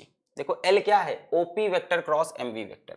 What is angular momentum? It is OP vector cross MV vector. ये मत बोलो कि एंगुलर मोमेंटम नहीं पढ़ा, भाई देख तो रहा है फॉर्मूला तुमको, OP क्रॉस MV। बढ़िया सवाल है, OP क्रॉस MV। M कितना था 2 इंटू 10 कितना हो गया 20, इसकी वैल्यू कितनी हो गई 20 वैल्यू हो गई। 20 क्या हो जाएगा, मास होगा केजी में, मीटर पर सेकंड में, 20 केजी मीटर पर सेकंड, ठीक है। मास किस में दिया है, केजी में, और ये किस में, मीटर पर सेकंड में, तो कितनी हो गई 20 केजी मीटर पर सेकंड। अच्छा बहुत बढ़िया। आपको चाहिए L vector L which is OP cross MB, Cartesian form में तो हो नहीं रहा है, क्या किया जाए? आपको एल का मैग्नीट्यूड चाहिए। ध्यान से देखो सवाल, the magnitude of angular momentum, direction तो पूछ भी नहीं रहा, बाद में डायरेक्शन पूछ रहा है, देखेंगे। The magnitude of angular momentum बच्चों, mod L is equals to mod of OP mod of MV into sin theta, where theta is the smaller of the angle between OP vector and MV vector, OP vector and MV vector, OP vector and MV vector। क्या मैं OP vector को खींचकर ऐसे बना सकता हूं, कोई दिक्कत? Parallel shifting. क्या मैं OP वेक्टर को खींच के ऐसे बना सकता हूं, पैरेलल शिफ्ट कर लिया, ये मेरा OP वेक्टर हो गया। क्या इस एंगल को हम थीटा बोल सकते हैं? द एंगल बिटवीन MV, भाई MV इसी डायरेक्शन में होगा, मास स्केलर है, स्केलर से वेक्टर मल्टीप्लाई करने पे वेक्टर तो वही रहेगा। ओपी वेक्टर मैंने खींच के ऐसे आगे बढ़ा लिया, क्या ये एंगल थीटा है? अगर ये एंगल थीटा है तो क्या ये एंगल भी थीटा होगा? अगर ये एंगल थीटा है तो क्या एंगल भी थीटा होगा? बिल्कुल। क्या साइन थीटा की वैल्यू परपेंडिकुलर अपॉन हाइपोटेन्यूज, मतलब ओपी का मैग्नीट्यूड, क्या मैं यहां से बोल सकता हूं sine theta is equals to perpendicular, कितना है 2 meters, sine theta is perpendicular, hypotenuse. बच्चों ये क्या हो जाएगा हाइपोटेन्यूज, ओपी का मैग्नीट्यूड, यानी ओपी का magnitude, sine theta is perpendicular upon hypotenuse. यहां पे रख देते हैं ओपी वेक्टर का मैग्नीट्यूड नहीं पता, एमवी वेक्टर का मैग्नीट्यूड पता है 20 केजी मीटर पर सेकेंड, साइन थीटा की वैल्यू आ रही है 2 meters, perpendicular upon hypotenuse, OP का मैग्नीट्यूड, ओपी का मैग्नीट्यूड, ओपी का मैग्नीट्यूड कैंसिल, कितना हो गया 40 kg meter square second inverse, यानी पहला वाला ऑप्शन तो करेक्ट है, option A is correct, yes और नो, ऑप्शन ए यही तो बोल रहा है। The magnitude of angular momentum of particles 40 kg metre square पर सेकेंड, बहुत सिंपल था, बहुत सिंपल था। मेरे को कार्टेशियन फॉर्म में चाहिए नहीं, मेरे को मैग्नीट्यूड चाहिए, मैंने ओपी को ऐसे जोड़ा, मैंने ओपी को ऐसे आगे कर लिया पैरेलल शिफ्टिंग से, ओपी वेक्टर और एमवी वेक्टर के बीच का एंगल थीटा, ये भी theta, sine theta perpendicular upon hypotenuse, खत्म, परपेंडिकुलर अपॉन हाइपोटेन्यूज रख दिया, ओपी ओपी कैंसिल। अब बात आती है direction of angular momentum L. Angular momentum is directed along negative z axis, the angular momentum is directed along positive z axis। बहस है, या तो नेगेटिव है या पॉजिटिव है, या दोनों गलत हो सकते हैं। अच्छा, कहां से आया है, ओपी क्रॉस एमवी से आया, अपने पास राइट हैंड थंब रूल है, हमें अपने राइट हैंड को कहां रखना है, दोनों को टेल से टेल मिलाना होता है, मिला दिया है मैंने पहले ही, टेल से टेल मिला दिया है। हमें अपने राइट हैंड को यहां पे रखना है जहां टेल से टेल मिले, और कहां से कहां घुमाना है, ओपी से एमवी घुमाना है, ओपी क्रॉस एमवी। तो बच्चों ये तो एमवी से ओपी घूम रहे हैं बाहर, तो ओपी से एमवी अंदर होगा। ये देखो एमवी से ओपी घूमे बाहर, तो ओपी से एमवी देखो उल्टा कर दिया, अब सही है, ये तो थोड़ा सा ऐसा दिमाग लगाते हैं, ये देखो ऐसे ले गए, ओपी से एमवी किधर गए, अंदर, वरना स्क्रू रख लो, स्क्रू रख लिया, कहां से कहां घुमाएंगे, स्क्रू रख के ओपी ऊपर है एमवी नीचे, यानी ऐसे ऐसे, यानी क्लॉकवाइज, क्लॉकवाइज स्क्रू घूमेगा किधर जाएगा, अंदर, ओपी से एमवी, ये ऐसे घूमेगा स्क्रू, ओपी से एमवी क्लॉकवाइज किधर गया, अंदर की तरफ। बच्चों ये एक्स है, ये वाई है, तो अंदर क्या होगा, माइनस जेड होगा, भाई बाहर जेड होगा कि नहीं, ये एक्स एक्सेस, ये वाई एक्सेस, तो ये हो गई जेड एक्सेस, ये एक्स ये वाई, तो ये हो गई जेड, बाहर हो गई, पीछे हो गई माइनस जेड, तो ये किसके अलोंग है, along negative Z axis, clear है। ओपी क्रॉस एमवी अंदर, ऐसे देख लो, एमवी ऐसे देख लो, एमवी क्रॉस ओपी बाहर है, तो ओपी क्रॉस एमवी उसका उल्टा होता है, तो अंदर, अलोंग नेगेटिव जेड एक्सिस, तो कौन सा ऑप्शन सही हो गया, ऑप्शन बी भी सही हो गया। अब बच्चों अगर ऑप्शन बी सही हो गया तो ऑप्शन सी सही नहीं हो सकता, directed along positive Z axis, ये तो गलत है। Last, angular momentum is time dependent, ये जो एल की वैल्यू है और जो एल का डायरेक्शन है, बिकॉज एंगुलर मोमेंटम क्या है बच्चों, एंगुलर मोमेंटम एक वेक्टर है, एल वेक्टर इस टाइम इंडिपेंडेंट, यानी जो वेक्टर एल है उसका मैग्नीट्यूड और उसका डायरेक्शन टाइम के साथ नहीं बदल रहा है। जरा सोचते हैं इस बारे में, जरा ख्याल करते हैं। समय के साथ ये पार्टिकल आगे बढ़ेगा, यहां पहुंचेगा कहीं, तब ओपी वेक्टर ये हो जाएगा एमवी, यहां ओपी वेक्टर इधर बढ़ाएंगे, ये थीटा साइन थीटा की वजह से ये फिर कैंसिल हो जाएगा। भाई आप ध्यान से देखो, जो एल का मैग्नीट्यूड है वो ओपी पे डिपेंड नहीं कर रहा, वो थीटा पे डिपेंड नहीं कर रहा, वो डिपेंड किस पे कर रहा है, वो डिपेंड कर रहा है इस डिस्टेंस पे वर्टिकल और एमवी की वैल्यू पे। भाई ये वर्टिकल डिस्टेंस तो चेंज नहीं होगा, ये पार्टिकल ऐसे बढ़ रहा है, ऐसे बढ़ रहा है, ऐसे बढ़ रहा है, ऐसे बढ़ रहा है, ये वर्टिकल डिस्टेंस देखो इस पे डिपेंड कर रहा है, और एमवी ये किसकी वैल्यू है, एमवी ये किसकी है, तो जब ये पार्टिकल ऐसे आगे बढ़ेगा बढ़ेगा बढ़ेगा बढ़ेगा बढ़ेगा, तो ये डिस्टेंस तो सेम रहेगा और एमवी की वैल्यू भी सेम रहेगी, अगर वेलोसिटी सेम है, अगर वेलोसिटी कांस्टेंट है तो, अगर वेलोसिटी कांस्टेंट रहेगी तो वेलोसिटी का डायरेक्शन भी यही, मैग्नीट्यूड भी इधर, एमवी इधर, और ये डिस्टेंस चेंज नहीं होगा। तो बच्चों एमवी की वैल्यू 20 केजी और ये 2 मीटर, इन्हीं से तो आया है, बाकी ओपी तो कट गया, थीटा ईटा तो कट गया। तो angular momentum will remain time independent provided the velocity is constant, velocity change ना हो, वरना फिर खेल खत्म, बिगड़ जाएगा।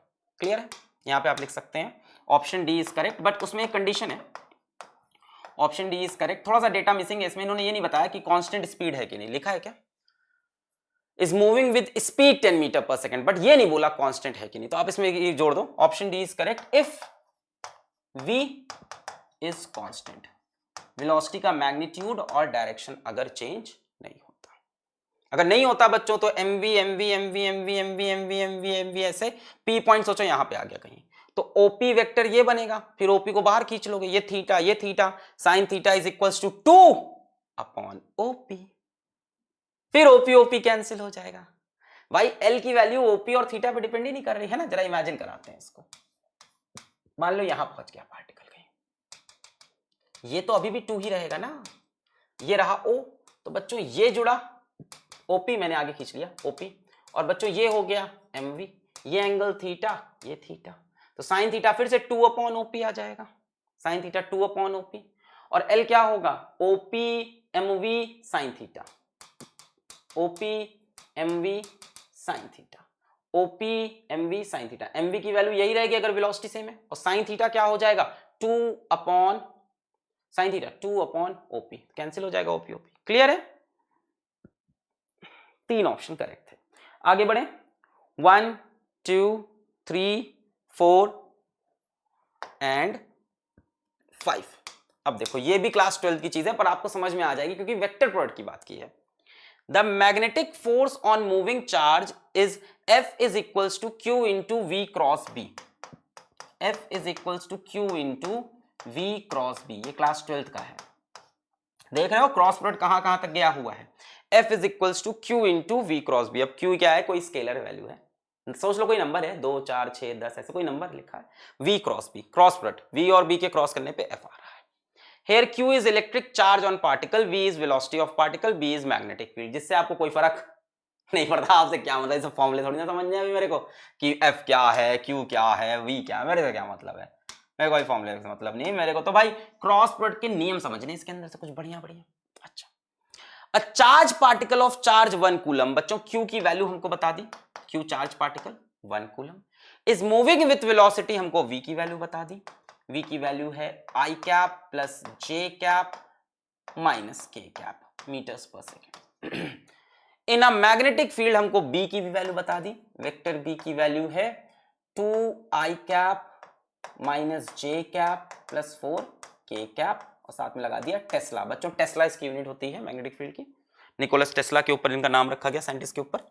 चलो खैर एनीवेज, अब क्या पूछ रहा है, the component of magnetic force in the direction of velocity is 0, the component of magnetic force in the direction of magnetic field is 0, the magnitude of magnetic force is इतना, none of the above। बच्चों पहले option को analyse करते हैं। Option है, अगर F vector V और B के क्रॉस से आया है तो क्या आप इस बात से तो श्योर हो कि F vector is perpendicular to V and F vector is perpendicular to B। मैंने बताया है आपको कि क्रॉस प्रोडक्ट से जो आंसर आता है वो दोनों वेक्टर से परपेंडिकुलर होता है। A और B का क्रॉस जो C वेक्टर आया था, A के भी परपेंडिकुलर और B के भी परपेंडिकुलर, शुरू में बता दिया था। A और B का क्रॉस जो C आया था वो A के भी परपेंडिकुलर और B के भी, यानी पहली वाली बात सही है। The component of magnetic force in the direction of velocity is 0।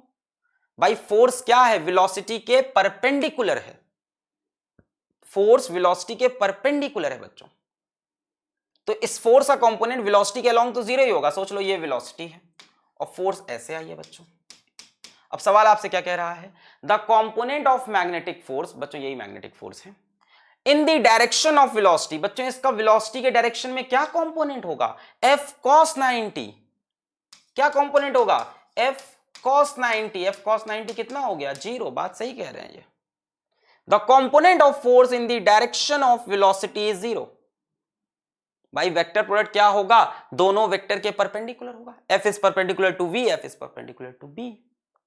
तो भाई F अगर V के परपेंडिकुलर है तो F का V के अलोंग कंपोनेंट क्या आएगा, F cos 90 which is 0। Same कहानी B के लिए, मान लो मैग्नेटिक फील्ड ऐसे है तो फोर्स ऐसे आएगी, मैग्नेटिक फील्ड के भी perpendicular. The component of force along magnetic field F cos 90 again 0। बच्चों ये भी 0 हो जाएगा, ये भी सही है। क्लियर है कि नहीं, यहां से देखो component of force along magnetic field F cos 90 कितना आया 0।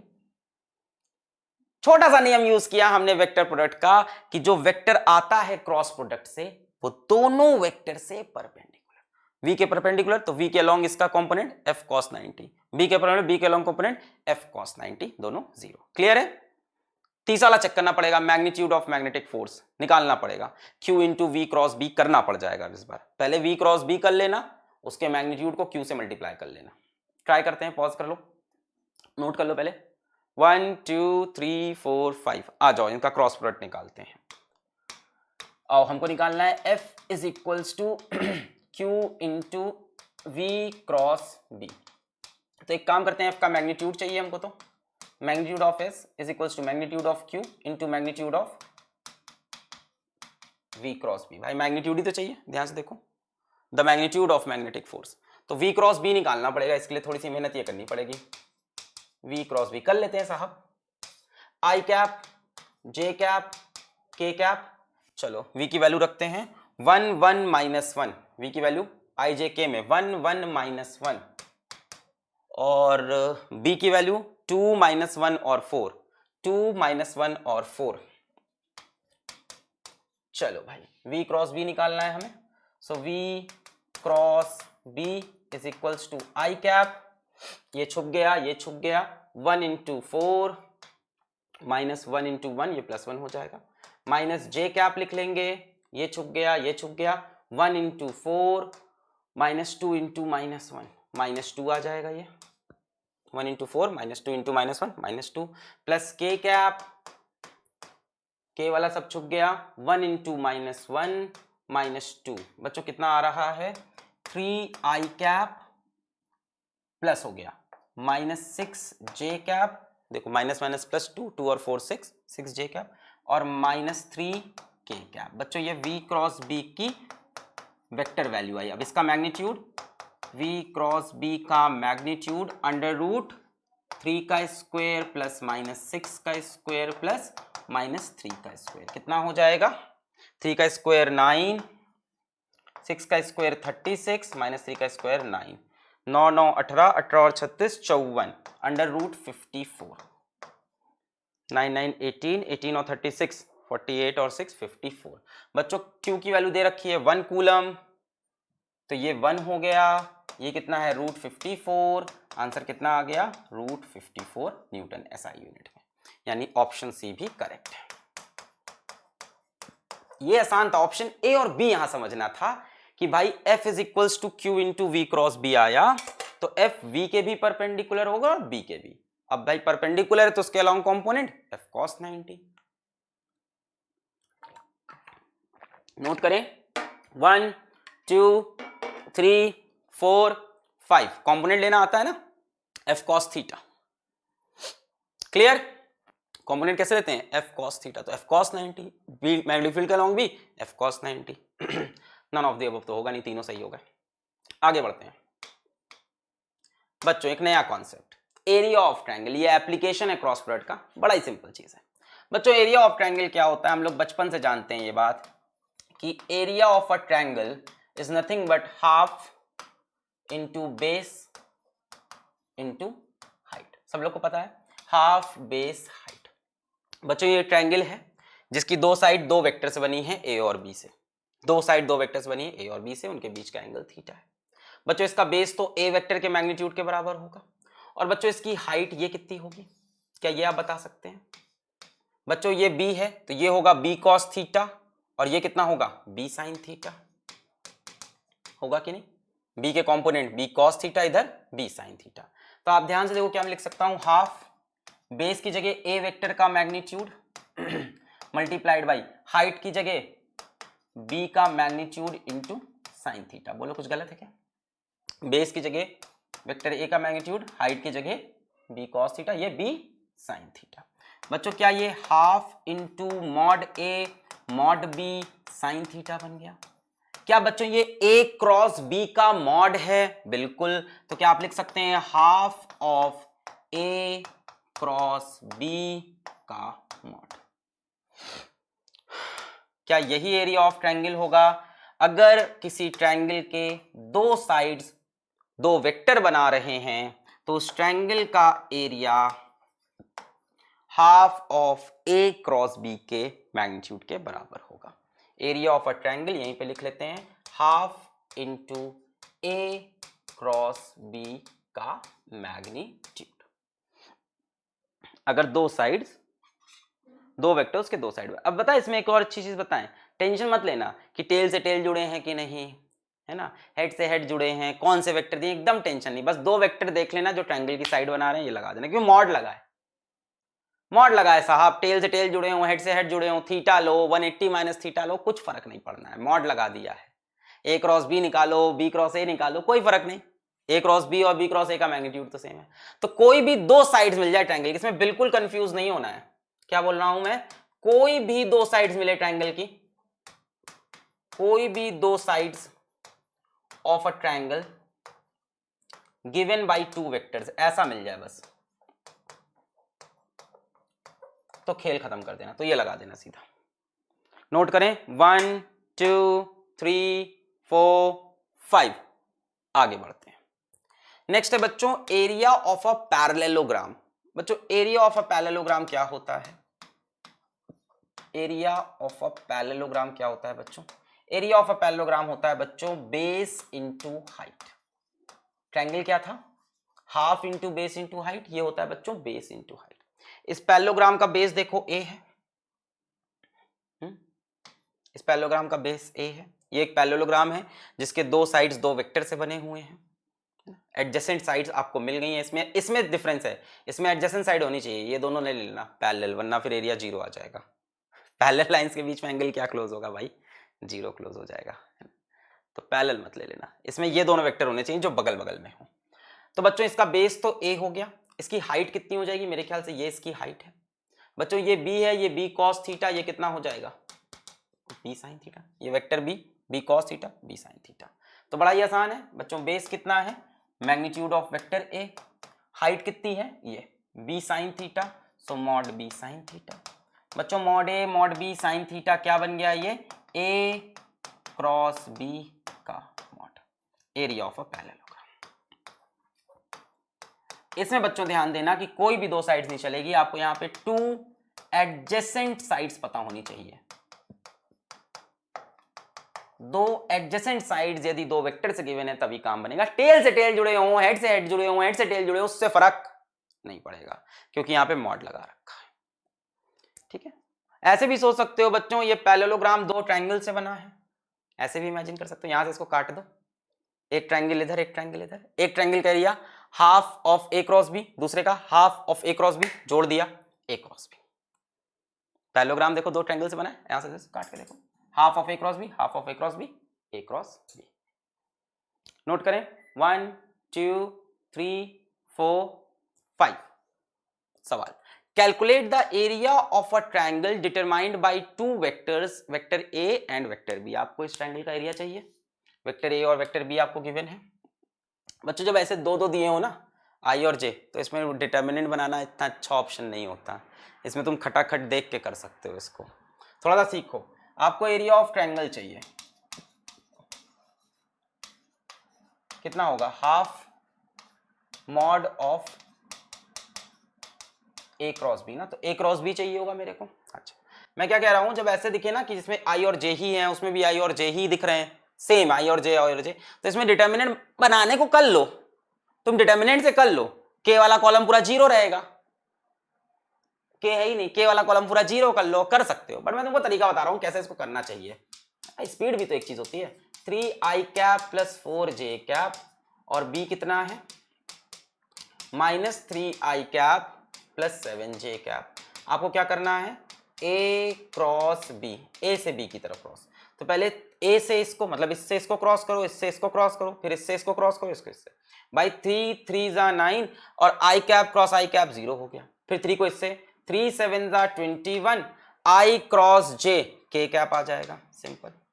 भाई ये 3 3 ये ऐसे ही तो करते हैं ना डिस्ट्रीब्यूटेड, पहले इसको इससे फिर इसको इससे, ये क्या बता रहे हो सर, अरे जो मेन तरीका है डिटर्मिनेंट वाला तो शॉर्टकट है, एक्चुअल तरीका क्या है भाई a क्रॉस b करने का, इसको इससे क्रॉस करो, इसको इससे क्रॉस करो, मेन तरीका ही भूल गए आप। अभी देखने में लग रहा है कि टाइम ले रहा हूं मैं, बट ये चीज ना तुमको लॉन्ग टर्म में बहुत फायदा करेगी, वरना तुम एग्जाम में टाइम वेस्ट करने लगोगे। हर बार डिटर्मिनेंट बनाना जरूरी नहीं है, कई बार बिना डिटर्मिनेंट के काम हो जाएगा। आपको क्या निकालना है a क्रॉस b, क्या इसको मैं ऐसे लिख सकता हूं, वेक्टर a कितना है 3i cap plus 4j cap, cross b vector कितना है -3i कैप प्लस 7 जे कैप, यही है। हाँ, अब देखो, अब आप क्या करोगे, पहले इसको इससे मल्टीप्लाई किया, 3 इंटू 3 आई कैप इंटू आई कैप 0 हो गया, फिर 3 इंटू 7 3 7 21 आई कैप इंटू जे कैप के कैप हो जाएगा कि नहीं, 3 7 21 आई कैप इंटू जे कैप क्या हो गया, के कैप हो गया। फिर 4 3 12 -12 और जे कैप इंटू आई कैप, भाई आई कैप इंटू जे कैप के और जे कैप इंटू आई कैप माइनस के, माइनस माइनस प्लस हो गया, 4 3 12 के कैप, इसके बाद 4 7 28 और जे कैप इंटू जे कैप 0, कितना आ गया 12 और 21 33 के कैप, 33 के कैप। बच्चों इसका मैग्नीट्यूड कितना हो जाएगा 33, इसका डायरेक्शन है के कैप में और इसका मैग्नीट्यूड कितना है 33। सो बच्चों एरिया ऑफ ट्रायंगल 33/2। क्लियर हुई बात? मैं क्या कर रहा हूं, बहुत सिंपल तरीका मैंने बच्चों बताया है। इससे इसको क्रॉस करना है ना, तो पहले 3 इंटू 3 किया और आई क्रॉस आई 0 आ गया, फिर मैंने कहा 3 इंटू 7 किया, 3 7 21 आई क्रॉस जे के आ गया, तो मैंने लिख लिया 21 के कैप। फिर 4 इंटू 3 किया, कितना हुआ -3 है, 4 इंटू 3 -12 है, और जे क्रॉस आई क्या होगा भाई, आई क्रॉस जे के कैप है, तो जे क्रॉस आई क्रॉस जे के कैप है, तो जे क्रॉस आई माइनस के कैप। तो बच्चों 4 3 से तो -12 और जे क्रॉस आई माइनस के, माइनस माइनस प्लस 12 के कैप, 33 के कैप। आप डिटर्मिनेंट से भी कर सकते हो, बट यार जरूरत क्या है जब मुंह जबानी कोई चीज हो सकती है। नोट करें 1 2 3 4 5। नेक्स्ट प्यारा सवाल, the value of vector A dot A cross C is. अब लग रहा है ये कैसे करें, तो क्या ही लिख दिया है, A dot A cross C. Sir पहले क्या करना होता है, पहले डॉट करते हैं सर कि पहले क्रॉस करते हैं सर? कुछ नहीं, ब्रैकेट पहले जो ब्रैकेट के अंदर लिखा है पहले उसको करें। ए और सी दो वेक्टर हैं, चलो पहले बना लेते हैं। मान लो बच्चों एक वेक्टर ये है सी और एक वेक्टर ये है ए और सी दो वेक्टर हैं। हमसे क्या बोला है बच्चों, ए क्रॉस सी निकालने को। पहले क्या बोला है ब्रैकेट में, ए क्रॉस सी। क्या बच्चों ए क्रॉस सी ऐसा कुछ बनेगा, क्या ये होगा ए क्रॉस सी, ए क्रॉस सी, ए क्रॉस सी ऐसा कुछ होगा, ए और सी दोनों के परपेंडिकुलर। अब हमसे कहा डॉट प्रोडक्ट करो ए का ए क्रॉस सी के साथ, vector A dot A cross C, ये एक वेक्टर ये एक वेक्टर। बच्चों वेक्टर ए इधर है, ए क्रॉस सी इधर है, ए और ए क्रॉस सी के बीच में कितना एंगल है, angle between vector A and vector A cross C, बच्चों ये एक नया वेक्टर बन गया, इज 90 डिग्री। भाई ए क्रॉस सी क्या होगा, ए के परपेंडिकुलर होगा, सी के भी परपेंडिकुलर होगा, होगा कि नहीं? A cross C will be perpendicular to A as well as perpendicular to C, यानी A cross C vector A के तो परपेंडिकुलर है और आप ए के साथ इसका डॉट करना चाहते हो। Dot product of mutually perpendicular vectors is 0। सो बच्चा इसका आंसर कितना आ जाएगा, 0। फील नहीं हो रहा है सर, मजा नहीं आया। ऐसे सोच लो कि ए क्रॉस सी एक नया वेक्टर है, थोड़ी देर के लिए हम लोग ये मान लेते हैं कि A cross C is a new vector, let us call it what, X vector. A cross C is a नया वेक्टर, उसको हमने एक्स वेक्टर बोल दिया। क्या बच्चों एक्स वेक्टर ए के परपेंडिकुलर होगा?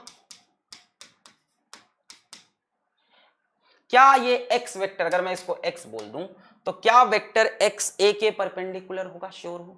सी के परपेंडिकुलर होगा? श्योर हो। अब आपसे क्या बोला है, ए डॉट ए क्रॉस सी, यानी आपसे बोला है A dot A cross C को आपने क्या बोला, एक्स। क्या ए और एक्स परपेंडिकुलर होंगे? बिल्कुल होंगे, तो आंसर क्या आएगा, 0। If two vectors are perpendicular their dot product is 0 by mod A mod X, और यहाँ पे क्या होता है cos 90 आ जाएगा, 0 आएगा कि नहीं?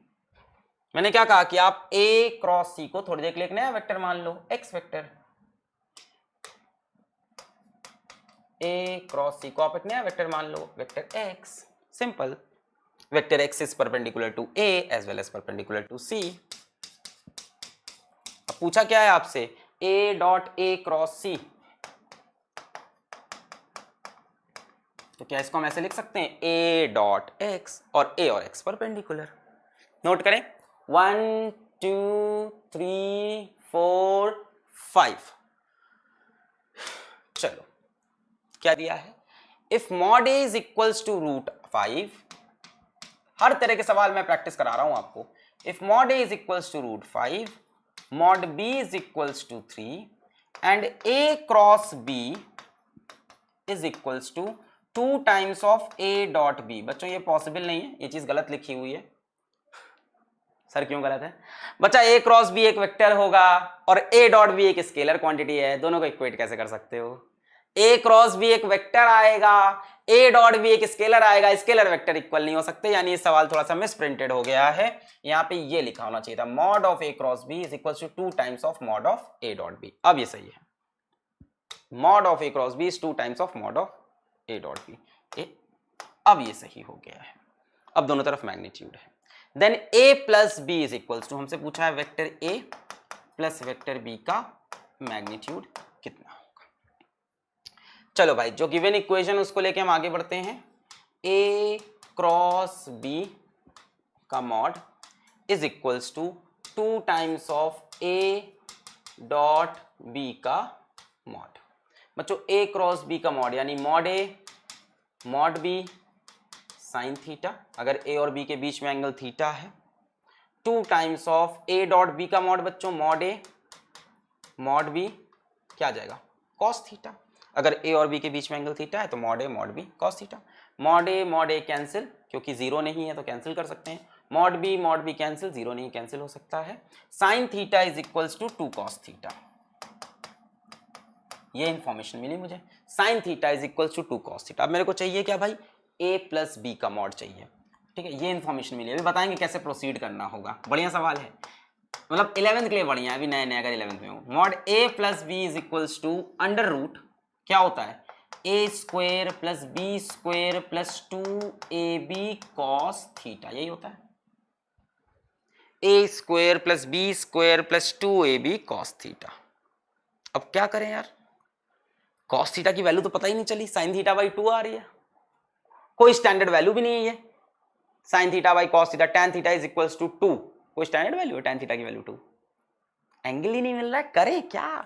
a का मैग्नीट्यूड पता है √5, b का मैग्नीट्यूड पता है 3, a का मैग्नीट्यूड रख देंगे, ठीक है, b का मैग्नीट्यूड, भाई हमसे पूछा क्या है, ये पूछा है mod of a plus B, तो a का मैग्नीट्यूड पता है रख देंगे, b का मैग्नीट्यूड पता है रख देंगे, कॉस थीटा क्या रखें, sine theta is equals to cos theta क्या रखें, यहां से कोई वैल्यू तो मिल नहीं रही भाई, tan theta is equals to 2 पता चल रहा है, करें क्या? आओ मेरे साथ नेक्स्ट पेज पे, आओ मेरे साथ नेक्स्ट पेज पे, तुमको सिखाऊं एक तरीका, ऐसे कोई ऐसी बड़ी चीज नहीं, आया है पेज नहीं लगाया, छी छी छी छी, how can I do that, कोई बात नहीं, कोपचे में आ जाओ,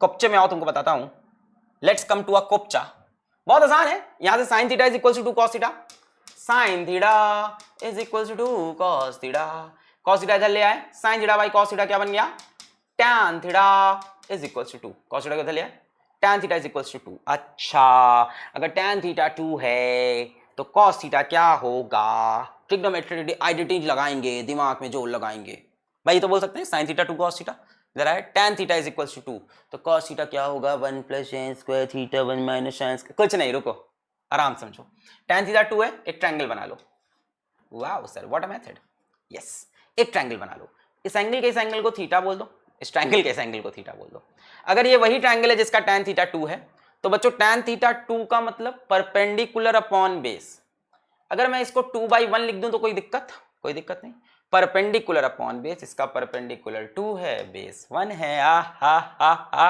हा, लॉजिक समझ में आई क्या?